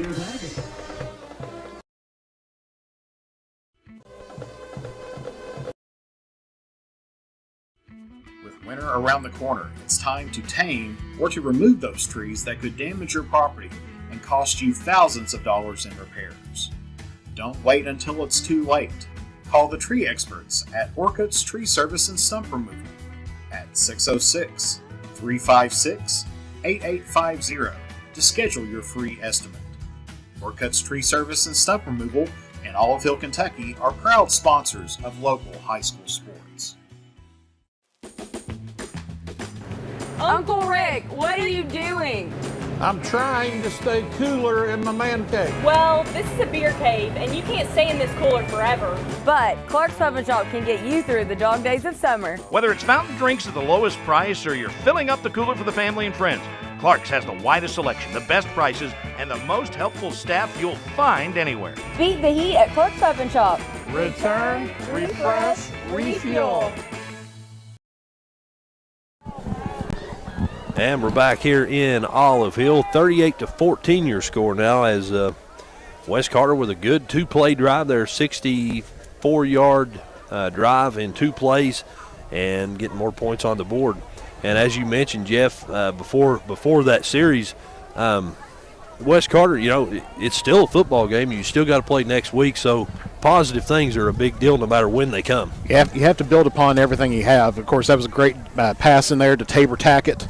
Number 8 for West Carter, picking up the 2-point conversion. But it's those little battles that you have to win. And right now, any battles that West Carter can win, especially on a night like tonight, you hate to keep on thinking of what's in these kids' back of their head. What was that? The back handspring or something, and an onside kick here. And it's fielded cleanly by Prestonsburg right about the 40-yard line. That was backed up 15 yards there from the penalty after the touchdown. So good field position here for Prestonsburg. Well, that was definitely unexpected. I didn't know you could do back handsprings on all that in football, but hey. Yeah. Well, I mean, there's trick plays galore out there, and that's just another one we can add to the repertoire. There you go. Pete, some of us can and some of us can't. I never could. No. If the coach would say, get in under the back end, I was like, sorry, coach. Yeah. I always said I can do a somersault. If my feet ever go above my head, you better be calling an ambulance. Something's wrong. Yeah, because that's just not natural at that point in time. But, I mean, for West Carter, go for it here because, I mean, they got the last onside kick. Of course, sure. Being pushed back from the personal foul earlier on, kind of hurts them a little bit. Still would have put them in bad field position, but, if you get the ball, that's what you need. Exactly. Reverse again. Yep, that reverse got this play. One, though. Yes, sir. They he got the that edge. One out. Yep. He did get the edge, but he was immediately knocked out of bounds there by a host of West Carter defenders. Ball carrier there, I believe, was John Little. Yeah, Timmy Fields, I think, was the first one to get to him there on the side. So that'll go down as no gain on first down. Yeah, good job by Timmy Fields and several other West Carter defenders there. They kind of sniffed that one out on the reverse. As I said, if you keep on seeing the same thing repeatedly, it's going to eventually, you're going to pick one of them up sooner or later. That's right. Prestonsburg's really used a limited playbook. They haven't gone very deep into anything tonight, and should be able to start to figure some things out. And I'm sure if this was a little bit of a tighter game, they probably would be going deeper in the playbook. Yeah. Well, handoff this time went to Brant George and ran it down the Prestonsburg sideline for a pretty big gain here on second down. I'm trying to figure out where he was knocked out of bounds at. And I think this one may be coming back. I think so too, yeah. Yeah, there is. Yep, see the flag holding there. Yeah, Prestonsburg, you got to have the mentality right now. If it ain't broke, don't try to fix it. That's right. What they're doing with these 4 or 5 different little run plays and pass plays are doing a good job tonight. So that holding will not bring it back to midfield right at the 50-yard line, just shaded over the other side of the 50, but second down and 20 yards to go for the Black Cats. And if you're the Prestonsburg, coach, once again, these penalties are not ones that you need to be picking up, this late in this game. Right. I can understand if you're putting in some subs or maybe some JV players to give them some reps and everything, but, that's going to end up hurting you later on in the season. Sure. Quarterback takes the snap. Ball knocked out. Like West Carter's got it. I think you're right. I don't think there's any question about that. It's going to be West Carter football here from the Prestonsburg 45-yard line. Because it looked like you had Tabor Tackett there and Alex Rayburn. Uh-huh. Not sure which one fell on it. Rayburn was right there. Number 77 looked like he came up with it, but Tackett was right there as well. Hey, hats off to both of those young men. A turnover here means it's West Carter football with 7:44 to go in the ball game. 38-14 the score. Prestonsburg leads West Carter, and West Carter looking to decrease that deficit. 2-by-2 set for the Comets. We do have motion, a jet motion from right to left. Yeah, it was Tabor Tackett on the motion there, dropping back to pass. And picked off. Interception made by Brant George, and he gets it almost back to midfield. So it's a turnover on one play, and then on the first play of offense for West Carter, a turnover, and Prestonsburg football. It'll be 1st and 10 from midfield. Quarterback threw that ball, and the receiver never turned his head. I don't think he knew it was coming. Right. That's when the safety just looking right back. Quarterback was staring right at the middle of the field all the way through. The safety saw it. Nobody else did. And that's the momentum killers that West Carter's been facing all this season. Sure. And they do a lot of good things. And if you look at their record, you're saying right off the bat, this is not their season. But they've been practicing well. They had a great game against Bath County last week. And something's just got to click. That's right.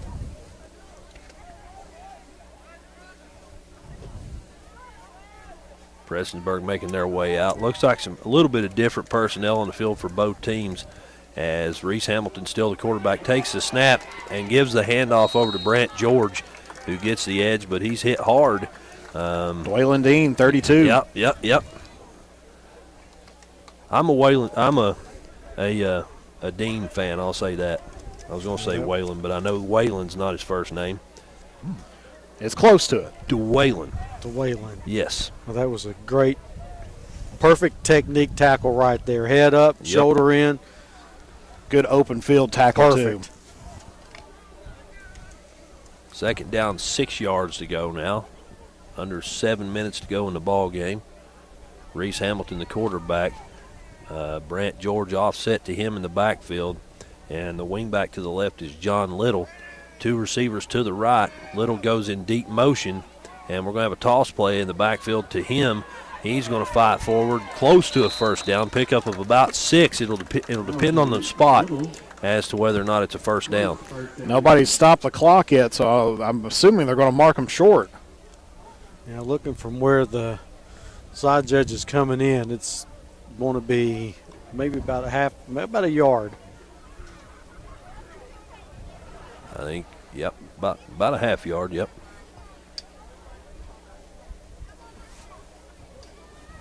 A good night for John Little. He's got 9 carries, 38 yards. And here we go. 2 receivers to the left, 2 backs in the backfield, and deep motion, but a handoff up the middle is going to go. I believe that's George, and he marches ahead for about 4 yards, enough for the first. And the clock stops at 5:49 to move the chains.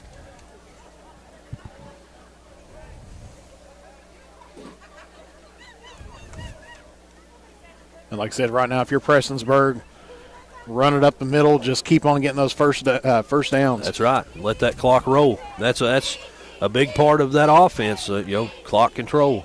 But that's going to be a great practice for West Carter coming up because, I mean, the 2A in District 8 is pretty much a running district. Absolutely. And a tough district at that, too. Handoff up the middle. Through there. Yeah, he thought he was about down. That's John Little with the ball. And I thought it was about a 1-2 yard gain. Yeah. He popped out somehow and ended up picking up about 9 yards. Yes, sir. We got a West Carter player down right now. We'll pan away. Yeah, I don't want to speculate on that. I don't even have a number, but prayers for that young man as the training staff's making their way out. 5:09 on the clock. Your score, Prestonsburg 38, West Carter 14. Got a couple more scores to update you with from around the area. That would be our score. Don't want to read that one again. Ashland 35, East Carter 21, with 2:25 left to go in the ball game. Final score: Paintsville 43, Fairview 0, Knott County Central 21, Morgan County 8. That's with 11 minutes to go in the ball game. Greenup 28, Russell 21, with 4 minutes to go in that football game. At the start of the fourth quarter, Boyd County 36, Holmes 8. That's about all I've got for you from around the area. And guys, with 5:09 to go on the clock here, it's not a timeout. And it's obviously not an ideal situation to get the chance to talk to your team here. But with the opportunity here, what do you think Coach Barker's telling his bunch? It's tough to tell because, I mean, right now, they got Timmy Fields down on the field. And, he's been doing a lot of really good things here, this evening. Sure. And, it's really tough at this point in time really to say what do you tell your team? We've had a tragic loss earlier on in the week. They've lost several players due to injury. And it seems like that's almost been a kind of a common occurrence around football across the nation. Absolutely. I was just reading an article the other day saying that I think it was maybe out of Georgia or Atlanta that a couple of girls came in and helped fill out the squad down that way. Wow. Both teams back out on the field ready to resume action here. I think we're just waiting on a whistle. The clock's rolling down to 4:35 and rolling. And here we go. Hamilton takes a snap. Yep. And I think West Carter's got it. I think you're right, Pete.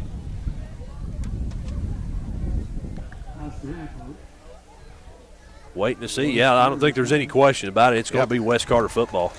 I believe that was number 70 there for West Carter. Jackson Kidwell once again. There you go. That young man's had a good evening defensively, especially here as of late. So it'll be first down, 10 yards to go. Ball is on the West Carter 36-yard line. That's where they'll take over first and 10 and look to add some more points on the board.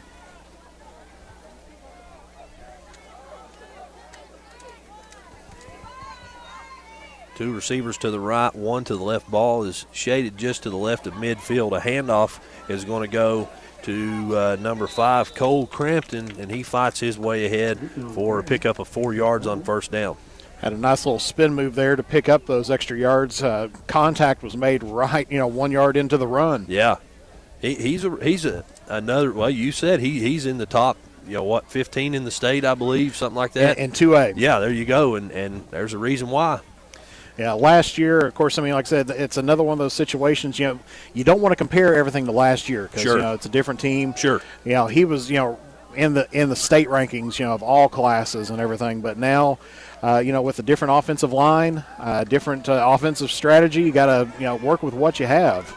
Crampton takes the ball and tries to get the edge, does so, and picks up about 4 more yards, I think, on second down, making it 3rd and 2. According to my calculations, he's got 16 carries for about 108 yards here tonight. And that's been pretty good. He's been averaging out about 94 this season. Like I said, not the year that I'm sure he wanted to have his senior year. Right. But, anybody that's looking for him, like in a secondary, going on to collegiate level. Absolutely. They have to look at the whole picture and, he's realize. A workhorse. Exactly. Yep. Oh, high snap. Yep, snap over the head of Kel back, and he does all he can to get back there and fall on it. He does that with several defenders on his heels. So the clock continues rolling. It's under 3 minutes in the ball game now, 2:40, and the clock rolling. And it's going to be 4th down at about 20. Yes sir, 20 yards to go. And it's one of those situations you probably just say, let's go ahead and see if we can try to pull something out. Yeah, what do you do? Because Crampton was back there, and you could almost tell that back was thinking about pitching it back to Crampton. He was on his feet. Sure. And they're in an offensive set, so they are going to go for it here on 4th down. Absolutely. Kel back, the quarterback, sends a running back in motion from right to left. He's under pressure, and he's brought down in the backfield. So a loss of about 7 more yards. That'll be a turnover on downs. And I believe that was number 54 on the for the sack there for Prestonsburg, Gavin Stevens. He has been in the backfield a lot tonight. Yeah, you mentioned him earlier, didn't you? He's done. He's a solid defensive end. He does a good job of not getting himself turned out there and moving upfield. That's right. So Prestonsburg Black Cats will take over 1st and 10 on the West Carter 20-yard line with 1:57 to go and a 38-14 lead. Looks like we're going to get in the old victory formation here. Yeah. Yeah, because West Carter, I don't believe they've taken any timeouts this second half. But no need in dragging it out at this point in time. That's right. So a knee on first down, or a kneel on first down, gets the clock rolling. A couple final scores for you from around the area. Boyd County 43, Holmes 8, Ashland 35, East Carter 21, and an all Greenup County matchup. Greenup County 28, Russell 27. Those are all final scores as the clock gets down below 130 down to 120, and a couple more kneel downs, and that'll be all she wrote for this one.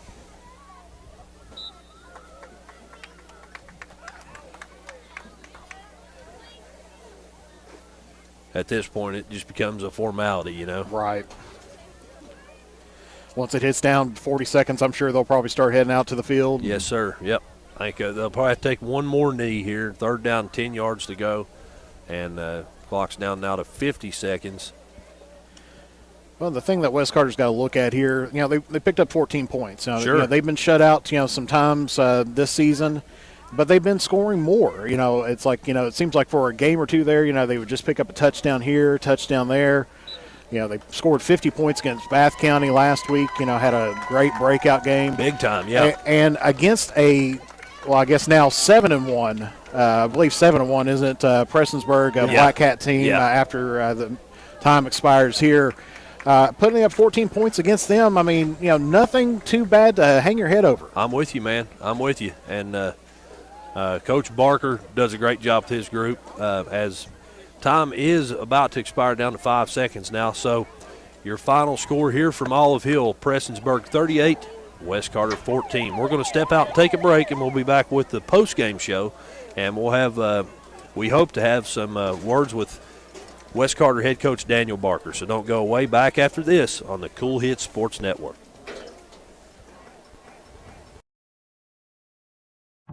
Doubt, stress, anxiety, frustration. That was yesterday. Today is your day to get back on track to a brighter future. At Ashland Community and Technical College, we're open and ready to help now. With ridiculously affordable, amazingly flexible classes that can lead to highly paid positions in IT, healthcare, and more. The real world's tough, but not as tough as you. Visit kctcs.edu/findyourcareer. Financial security begins at home with home ownership. If you've been putting off looking for a home because you think you can't afford it, you owe it to yourself to check out Members Choice Credit Union. Members Choice Credit Union has programs for first-time home buyers and more to help put you in the home of your dreams. Call, click, or stop by Members Choice Credit Union today. Members Choice Credit Union, NMLS 411945, Equal Housing Lender. Call for additional information. Other restrictions may apply.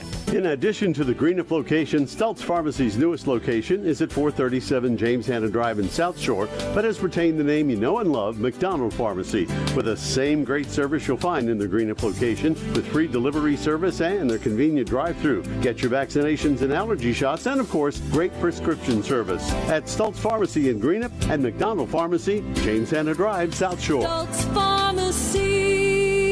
When you want real, authentic Mexican menu items, you want Tres Hermanos Nunez. Accept no substitutes. None compares. Fajitas, tacos, burritos, quesadillas, chimichangas, even vegetarian choices. A kids menu, desserts, and salads. A tasty, budget-pleasing selection for you and your family, unlike any others. Should be your first and only choice for authentic Mexican all throughout the tri-state. Ashland, Greenup, Grayson, Paintsville, Canova, South Point, Olive Hill, and Cannonsburg. Tres Hermanos Nunez, the best around. And we're back here in West Carter, or in Olive Hill at West Carter High School. Final score 36-14. And Pete and Jeff, what you can see on the screen right now, if you're watching at home, that's what it's all about. It is. This game, as we kind of said, and I'm kind of stealing these words from Chris Perry. I've seen his post up there and completely agree with him. The point tonight, of course, you always want to win a football game, especially a district matchup. But for these players and for this community, being out here tonight was the victory. Sure. Yeah. Because, these players, they lost two of their classmates. And I believe this is, if I'm not mistaken, it's the second year in a row that West Carter's lost a senior. Yeah. Last year we lost a senior to a tragic fire. Yep. This year we lose two in one night. And, it's tough to overcome that. And, we're just glad that, Prestonsburg out here to be able to, support West Carter. Absolutely. Because, football's family. Yep. And, and like I said, even though that Garrett Belcher, was, a welder, not part of the football team, but he was still part of this community. Absolutely. And part of the family. I know a lot of times people get kind of caught up, with football's family, but he was in his own brotherhood. He was a welder. And, absolutely. And if you know anything about welders and everything else, they are a family themselves. And so this begins the healing process. And I know that, the tough thing, especially for this team going to be out here, is going to be that Monday coming into school and waiting, and they're not, they don't show up. Absolutely. As Prestonsburg making their way back over to their locker room, a class act there for sure, coming over and sharing that time with West Carter. and that's what it's all about. As I mentioned, the final score for this ball game was 38-14. I'll tell you real quick how we got there in our scoring summary. First touchdown of the game came with 2:24 to go in the first quarter. A 1-yard touchdown run by Ethan Jarvis, and a Max Willoughby PAT made it 7-0. One more Prestonsburg score in the first quarter from Dalton Elliott after a 37-yard pass from Hamilton, and a Willoughby PAT made it 14-0 after 1 quarter of play. In the second quarter, the scoreboard was again all Prestonsburg. First touchdown came in that quarter from Hamilton to Elliott, a 20-yard pass, followed by a Willoughby PAT made it 21-0. And then with a minute and a half to go before the half, a 16-yard field goal from Max Willoughby made it 24-0 at halftime. Then in the third quarter, the first score came with 6:45 to go on the clock. An Ethan Jarvis 6-yard touchdown run, and a Willoughby PAT made it 31-0. Wes Carter getting some points on the board, though, in the third quarter with 4:31 to go in that quarter. Kyle Back threw it 29 yards downfield to Timmy Fields, and an incomplete pass on the 2-point conversion made it 31-6. That was at the end of 3 quarters. In the fourth quarter, Prestonsburg scored first, 8:50 to go in the fourth. A 1-yard touchdown run from Dalton Elliott, and a Willoughby PAT made it 38-6. And then the final score of the football game came with 8:25 to go after a 2-play, 64-yard drive. A 2-yard touchdown run from Cole Crampton made it 38-14. That was your final score of the evening. We're going to step out, take another break, and when we return, we'll have some more stats for you. And we hope to have a word from West Carter head coach Daniel Barker. Don't go away. Back after this on the Cool Hits Sports Network. Dwayne Suttles is a candidate for Carter County Judge Executive in the upcoming election November 8th. A lifelong resident of the county, he's been involved in service to the people for over 40 years, including the college system, firefighting, EMT. And he understands the need for good roads and strong infrastructure. He spent 15 years as the city councilman, currently the Grayson City Clerk. Go to the polls November 8th and elect Dwayne Suttles as your next Carter County Judge Executive. I'm Dwayne Suttles, candidate for Carter County Judge Executive, and I paid for and approved this message. If you're looking for the best pizza in Carter County, look no further than Tyler's Pizza. Also be sure to check out our daily lunch specials, wings, salads, subs, sandwiches, dinners, sides, desserts, and our world-famous Thai Zone. Tyler's Pizza, 120 Cross Street, Olive Hill, Kentucky. Phone number 606-286-4583.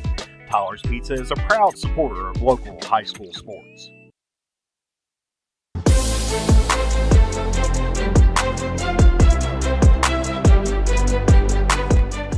We can dig it at Callahan Excavating. If you need drainage work, demolition work, mobile home lot preparation, pond cleaning, slip repairs, service line installation, parking lot or driveway work, or help with many other projects, contact Callahan Excavating at 606-225-0570. Callahan Excavating are proud supporters of local high school sports. Does your gas station or convenience store need a facelift? If so, call River City Builders at 473-4112 for your remedy. Big or small projects, River City's Builders is a company for all your needs. We have extensive experience in the petroleum industry, from routine gas dispenser and canopy maintenance to above-ground, underground tank and piping work to full-blown remodels and new builds. Call River City Builders at 473-4112 for all your petroleum needs. We'll cover your back and keep your customers pumping gas. Greenup's on the schedule this year. Yes. And we're back here in Olive Hill. Final score for the evening, 38-14. Prestonsburg defeats the West Carter Comets. And Pete, if you don't care, let's take a look real quick at some offensive stats, individual stats for both teams. Yeah, for West Carter rushing, you've got Cole Crampton had 16 carries for 108 yards, and Back had 8 for -6 yards. And then passing-wise, you had Crampton had 2 catches for 62 yards total. So stats for Prestonsburg, rushing-wise, you had Ethan Jarvis, 20 carries for 132 yards. Little had 9 10 carries for 47 yards.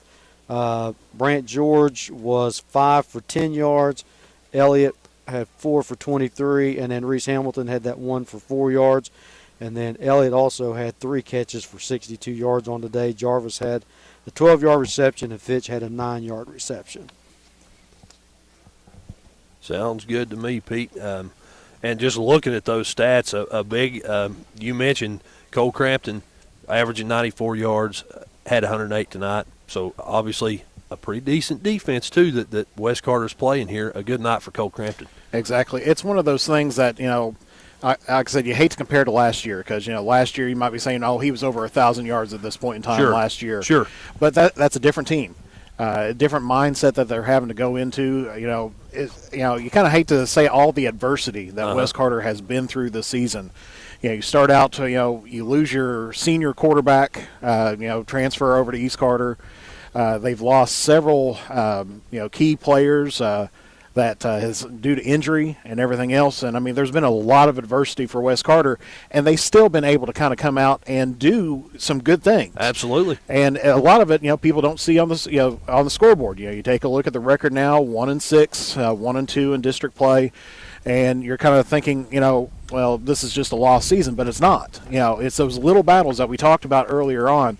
Getting that stop there against, Prestonsburg, for the field goal. Sure. Huge for them. And those are going to be things that they can work in that practice, for this upcoming, week, getting ready to, take on another district opponent. Right. When you get to this point, you look at it and say, what happened in the second half was Wes Carter never gave up. They were still competing all the way through, even in the fourth quarter. They just continued to keep playing. And that's what you want to see. Especially the situation you've had going on this past week and everything that's happened, to say, hey, you guys went out and you never quit. You kept playing hard. You never gave up. That's a positive sign. And they always play every week with their heart and soul. Like I said, we're used to, like last week, everybody was kind of thinking, oh, great, back to some normalcy now. Wes Carter scoring 50, a game. Sure. And, putting up those huge numbers. But, it's those little battles and playing hard.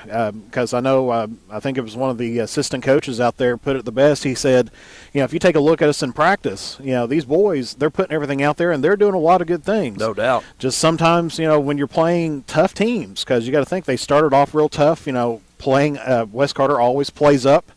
They don't take on 2A or 1A. Well, they did take on 1A Raceland. But, they've been taking on 3A schools and everything else, and that's, kind of what they do to get, and sometimes you get your, a few thumps there and there. That's right. But it gets you ready for your district play. And so, now on the chalkboards, getting ready for Martin County. Taking a look, of course, that's going to be at Martin next week, and that's going to be another tough game because Martin's another really good team out there. I think right now, trying to look at the KHSA here, but the wind's blowing just a little bit out there as well. Martin County 4-3 on the year. They're 2-1 in the 2A, and so it's definitely one of those things that they're taking a look at that game, and they're going to be trying to figure out what can we take from tonight and what can we do to add on to that. Because actually they played Shelby Valley last night, which Shelby Valley doing a very good job out there. Lost 47-34. So that's where they're 2-1 right now, and that only loss comes from Shelby Valley, which I would say probably ranks up number one there in District 8 right now. I would think so too. Hey, we're going to take one more quick step out, and I think Coach Barker's on his way. So when we get back, we'll be joined by Wes Carter head coach Daniel Barker. Don't go away. Back after this on the Cool Hit Sports Network. In the upcoming election, vote Eric Ross for Carter County Sheriff. Eric is an experienced police officer and a dedicated family man. With a 10-point plan, he will work to unite Carter County, increase community involvement, and improve the function and availability of the Sheriff's Department. With your support, we can make Carter County stronger together and a better place to live. Vote for Eric Ross for Carter County Sheriff. Paid for by candidate.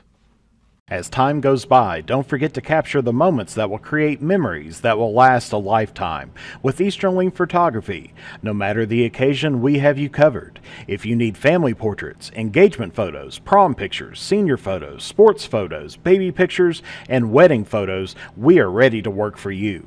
You can find us online on Facebook or contact us at 606-286-0991 or at easterlingphotography@yahoo.com to schedule a photo session. At James Do It Best Hardware, we are not just another hardware store, we are your hometown home improvement partners, offering personalized service to help you get the job done right the first time. We are also your local steel dealer. At James Do It Best Hardware, our people make the difference. I love James Do It Best Hardware Store. James Do It Best Hardware, 137 Scott Street in Olive Hill, Kentucky. With winter around the corner, it's time to tame or to remove those trees that could damage your property and cost you thousands of dollars in repairs. Don't wait until it's too late. Call the tree experts at Orcutt's Tree Service and Stump Removal at 606-356-8850 to schedule your free estimate. Orcutt's Tree Service and Stump Removal in Olive Hill, Kentucky are proud sponsors of local high school sports. Back here in Olive Hill, still waiting on Coach Barker to make his way up. He's a busy man. He is, and especially with an emotional night you know, that they've had out here because, from the get-go, it was going to be a tough night no matter what. As we said, I can't give enough up to Prestonsburg, for, the class act that they were out there.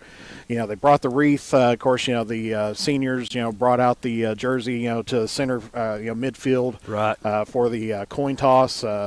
And, they were part of this because, we seen it with the floods, as well. I don't want to compare these two things; they are completely different. But we see how I want to use that as the football community pulls together. We've seen with Breathitt County, when they got devastated by the floods earlier on, and just about didn't have a season because of their own travesties that they had. It's now come close here to home, and we see how the football community really pulls together. Yep, I'm with you, and. Looking into the future, you mentioned Martin or West Carter on the road. I believe I know they play Martin County. Yeah, they're on the road. On the road, yeah, and we know that Martin County. I know Martin County's head coach personally. Great guy. Yep. Josh is a great guy, and another class act, just like Prestonsburg, but another tough football team. It is. They've had their ups and downs a little bit this season. They started out really good against Leslie County. Dropped a couple there to Greenup and Fleming, some more local teams, and someone that West Carter's played before, with Fleming. Picked up wins against Knott County, Bath County, and East Ridge. And then, of course, they lost to a tough Shelby Valley team. West's going to have their hands full next week, and but it's going to be another running offense. Because Martin County, if you take a look at some of their stats, it's going to be pretty much the offense there. Because you look at their quarterback, actually, it's kind of funny. A lot of these teams are running two quarterbacks this year. Because Prestonsburg, they mainly kept their main quarterback out there tonight. If you look at Martin County, they've got Jude and Maynard. Both of them's played 5 and 6 games apiece. Oh, yeah. But they've only got 4 touchdowns and 2 interceptions between the two of them. But yet you look in the rushing category as a team, they've got 2,030 yards in rushing through this week, averaging out to, or not averaging out, but getting 25 touchdowns. Yeah. And, I mean, that's pretty much, kind of the pace that, Prestonsburg was here tonight. And that's good for a season. But we're talking 7 games here. Absolutely. And, I mean, we're right in the heart of the district time. Their leading rusher, you're dealing with Dawson Mills. He's got 783 yards. But then they also got Brock Messer, 726 yards. And so, I mean, if you're dealing with 2 players, of course, we had one out here tonight over 1,000 yards. Yep.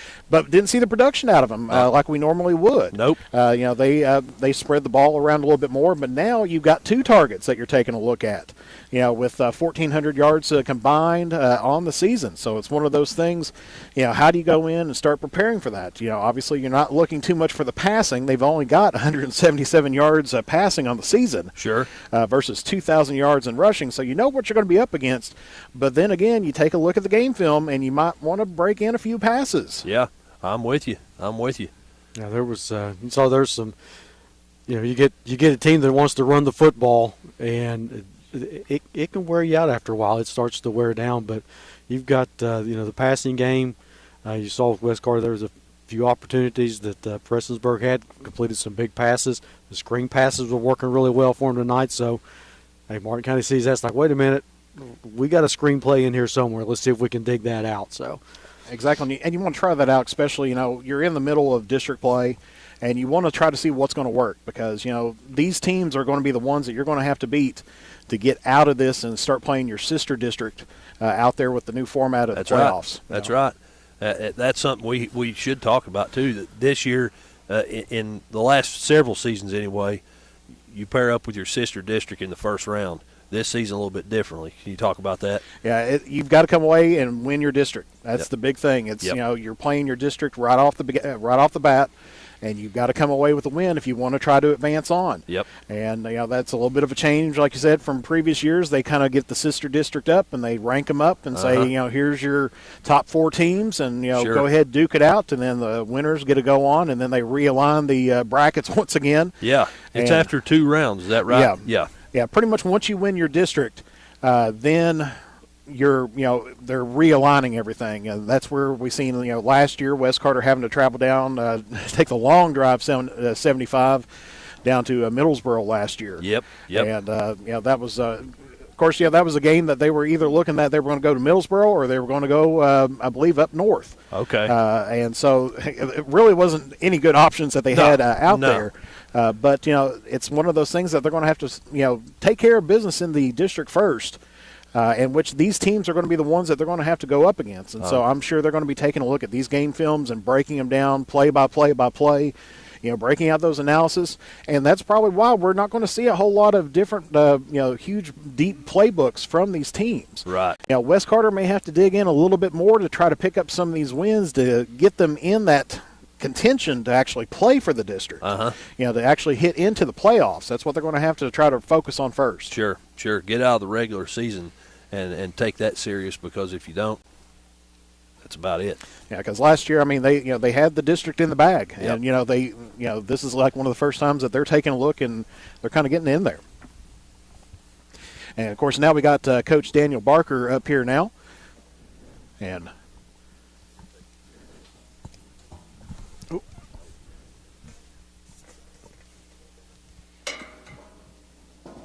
try to do a little bit of handiwork here and everything else. Okay, I can stand up. It'll be okay. Usually don't get too much behind the camera here, but I'm going to try to do a little bit of camera work here. But we got Coach Daniel Barker here with us up in the press box today.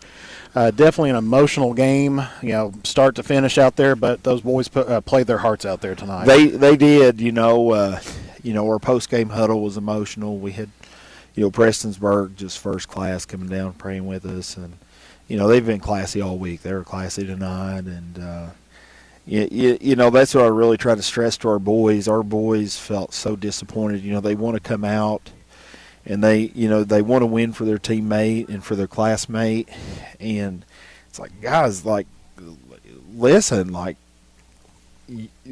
what you did tonight, you had nothing left, and you kept playing. And we didn't play well. How could we? Execution was going to be off. Even if we won, even if we were going to win a game tonight, it would not be normal. And that has to be okay. The only thing they can do is play as hard as they can. And I think that's how you honor both of those boys. And I think they did that. Exactly. I was really proud of them and just heartbroken for them. I don't know how they're as strong as they are. I know. I said Chris Perry about put it the best out there. I don't know if you've seen his Facebook post out that way. I've been kind of paraphrasing him all night. Really being out there tonight, was the victory for those boys. Yeah. Well, I mean, you think about the bravery that takes to even step out there, and everything that we've done's been really, really therapeutic for all of us. Wednesday was the first day that we were together. We didn't practice. We just met and we prayed. Coach Brown came out and he talked with them some and prayed, and we let him come out here and just kind of walk around and be with each other. And just every day that we've been together, it's been a little easier. It's never going to be easy. Those boys are going to be with us forever. Brent forever will be one of our players and brothers here. It's just heartbreaking. I know, but there was a lot that did go out there very well. I mean, things that we can pick up on for next week and future on. I know it's tough to think about the future when, we have, the heartbreak that we have in our community. And I said, probably the toughest thing is going to be Monday, coming into school. But, I know these players, it's tough that it happens right in the middle of district play. But district game, forget it. At this point in time, them out there playing their hearts out, doing what they did, to honor their two of their brothers. I know a lot of times, we talk about football being a family and a community, and we were talking about that the whole game about Prestonsburg coming out class act number one. Mm-hmm. And I said, we pulled together with Breathitt County. I hate to compare the two, but they were devastated with floods. We were devastated, with this situation, and they've done a great job, and proud of every one of them down there. Put up 14 points on the board, had some really good plays out there tonight, and I know that meant a whole lot for them. Yeah, I mean, the week we've had puts everything in perspective. People. There's always people out there, that are anti-sports or whatever. This team or that team, they put too much stock in the, they do too much for these teams. It's like, listen, it's not the wins. We've been a point away from playing in a state championship game, and while I was extremely proud of those boys and I love those boys, I don't love them, and I'm not any more proud than I am of our boys this year. And it's been a struggle, and life lessons, and this year we've all learned some really hard life lessons. If I could spare our kids, the pain and hurt and learning about life that they've had to learn about this week, I'd do that in a heartbeat. But it's just tough times, and it will get a little easier to move forward. Like you said, Monday will be hard. Tomorrow, visitation, those things will be hard. The funerals will be hard. But all we can do is pray and be together and be there for each other. Yeah, because this is a brotherhood that they have throughout there, that they have been, most of these kids playing football, for years upon years together from the Pee Wee leagues on up. And they do become brothers. Yeah. And, it's going to be a difficult way to come back. And like I said, I think Coach Wagner about put it the best as well, is that, this team, they've been practicing well. They've been, they've had their moments. Mm-hmm. And they showed it out there tonight. Good pass there by Cole Crampton. Out there, fortunately the Timmy Fields one came back. But, there was a lot that I know that these boys have learned, about life this week, but also about themselves as football players out on the field. Yeah, if you look at it, from a football perspective, there's always positives every week. This hasn't been a dream season by any stretch of the imagination. Whether it's the off the field things we've dealt with, or just the games in general. But you really, if you watch our kids practice, you watch them play, you would think that we're 7-0 and everything's great. I don't know how they do that. This as Coach Peesheimer said last week. He said he said we were 0-5. He said you would never know that we're 0-5 with how hard they practice, and they're here every day. And I don't know how our kids show up. We don't have kids that jump off the wagon. We started the season with pretty much the roster we have right now. You would think, with some of the struggles and off the field difficulties that we had, people would be jumping off, but they're not. I mean, they're tough kids, and they show up every day and they do their best. And if we can applaud our kids whenever we're winning championships in a lot of games, I think we got to applaud these kids just the same, because it's easy to show up. It's easy. In 2020 is real easy. For us to show up. 2019 we're kind of mad. We got beat by East. We that kind of set the stage for us that year. So that wasn't, that season wasn't super easy. But 2020 and even last year, it's pretty easy when you're winning 9 and 10 games. Exactly. But just to show up and give the effort that our kids have, I mean, it's just your heart breaks for them, just because it seems like whatever has gone on this year, if we get something positive, we get something devastating immediately following it. And I just pray that there is some positivity that these kids can get out of this season somehow. Exactly. Because it's let me tell you, it's been tough, and if we didn't have such great kids that work so hard, I don't know how we do it. I'd probably be thinking about retirement. I mean, I don't know. Because, we've got to get a lot to them. Like I said, they've had a lot of adversity this year. I know Braden Flinter, got injured down at Shelby Valley. Then you had, some of your other seniors being hurt, leg injuries. Yeah. I mean, I think we had 4 season-ending injuries in a row, 4 consecutive weeks. With upperclassmen. I mean, you got a roster of 37 kids. I mean, it's it's tough sledding. So if anybody watching out here, I can't say enough about our kids, and all of Hill. I just think you have to be proud of them. I mean, I'm so proud of them, of just how they are and how they handle things, and we love them all. It is. I mean, it's amazing. Like I said, it's amazing these boys have stuck with it, and they've learned from life more lessons this season than anything else. But this is going to be the season that they remember. Yeah. It's not going to. They're not going to come out there and be like, "Well, we just won against Bath County." So far, it's going to be like, "Hey, this is the year we became family. We became brothers." Yep. Yeah, they will. As you said, there's a lot of schools.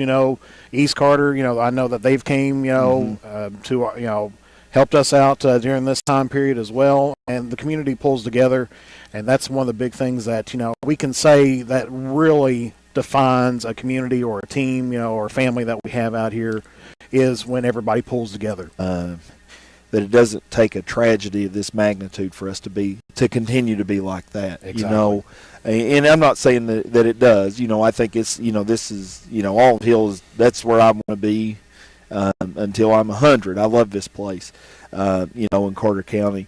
But I hope we can continue to take care of each other, because it's. I'm telling you, just the outpouring of love that we've had is. I mean, it helps you get through. Exactly, and it's one day at a time. We said that this was a healing event that started things off, and it's just going to bring us all together closer in the end. Yeah. Coach, you got anything else? I was like, just want to say, watching tonight, one thing I noticed that a good takeaway is your kids never quit. No. I mean, in the fourth quarter, down 38-6, and they kept going. They kept battling. This is a good group of players. They've got a desire to be out there. Mm-hmm. This is what they want to do. And tough situation, they didn't quit. They kept right on going. Yeah, no, that's what I told them in our post game. I said, guys, at halftime, you had every reason and every excuse to lay down, and you didn't. I said, so because like I said, I felt like our kids just felt so disappointed that we didn't get a win. And I'm like, listen, the way you honor your friends and your brothers is that you play hard, and I thought they did that to the last whistle. They did. And we didn't have anywhere near our best shot tonight. But that was our philosophy this week as coaches, was that it wasn't about tonight. We weren't going to play perfect tonight. How could we play well? But we wanted the kids to be able to get out there, and then whenever they got out there, you just wanted them to leave it all out there, and I think they did that tonight. And I'm proud of them. If we'd have won 100-0, I wouldn't be any more proud of them. Just love those boys and love their effort and their love for each other.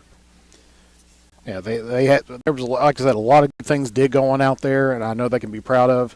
I'll ask you one question. I guess to lighten the mood just a little bit. Was the flip out there on the onside kick? Was that a planned flip? Yeah, we did that last year at Middlesboro. We got an onside kick there. We had Blake McGlone that could do that. And then, a freshman that's on our kickoff team, Peyton Walker, he can do all that stuff. And so I asked him, I said, hey, can you do that? It's a pretty good distraction. It didn't work out for us. It was obvious we had the onside kick at that point in time. You're just trying to pull something out. But that's a kick that we have every year if we have a kid that can do it. You hope it works. We're 50-50 or 50% on it, I guess. Yeah, you got the one onside kick there, and then had that one. I think it took us all by surprise. Yeah, but that's what, like I said, those players they played their hearts out tonight. Mm-hmm. Can't beat them. They put everything out there, left it out on the field, and as you said, the best way to honor them is to play. Yeah, and that's what they did there tonight. Yep. That's how we felt, and. I think our boys did that tonight. Forget the scoreboard. That's irrelevant. That's not why you play, and that's not why you coach, and you expect kids to play hard, and they left everything out there. They have nothing left, and I just hats off to them. I don't have enough words to describe. I know I'm using the same words over and over, guys. I don't know. I guess I'm pretty spent too. Like I said, it's been a very trying week, tough week, but more healing left to come. Mm-hmm. And the community will pull together. And the community and all of us here at Manta Sports and Cool TV, we're behind you 100%. Yeah. Well, we appreciate it, guys. Well, that's going to wrap us up here for today. We'll turn it back over here. And like I said, thanks, Coach Barker, for showing up here. And, we'll all be praying for you as well, for the Manta Sports Media crew as well as the Cool Hits crew. Yep, no doubt about that. Guys, thank you, guys. Appreciate you all so much. For Pete Baker and Mr. Jeff Irwin from Manta Sports Media, I'm Chauncey Griffith. Good night, and God bless. God bless you. Bless you. Bless you. Bless you. You've been listening and watching West Carter High School football. Tonight's game has been brought to you by Tyler's Pizza, Dwayne Settles for Carter County Judge Executive, A&A, James Do It Best Hardware, Eric Ross for Carter County Sheriff, Trey Hermanos Nunez Mexican Restaurant, Easterling Photography, Callahan Excavating, Stultz Pharmacy, Members Choice Credit Union, and Clark's Pup and Shops of the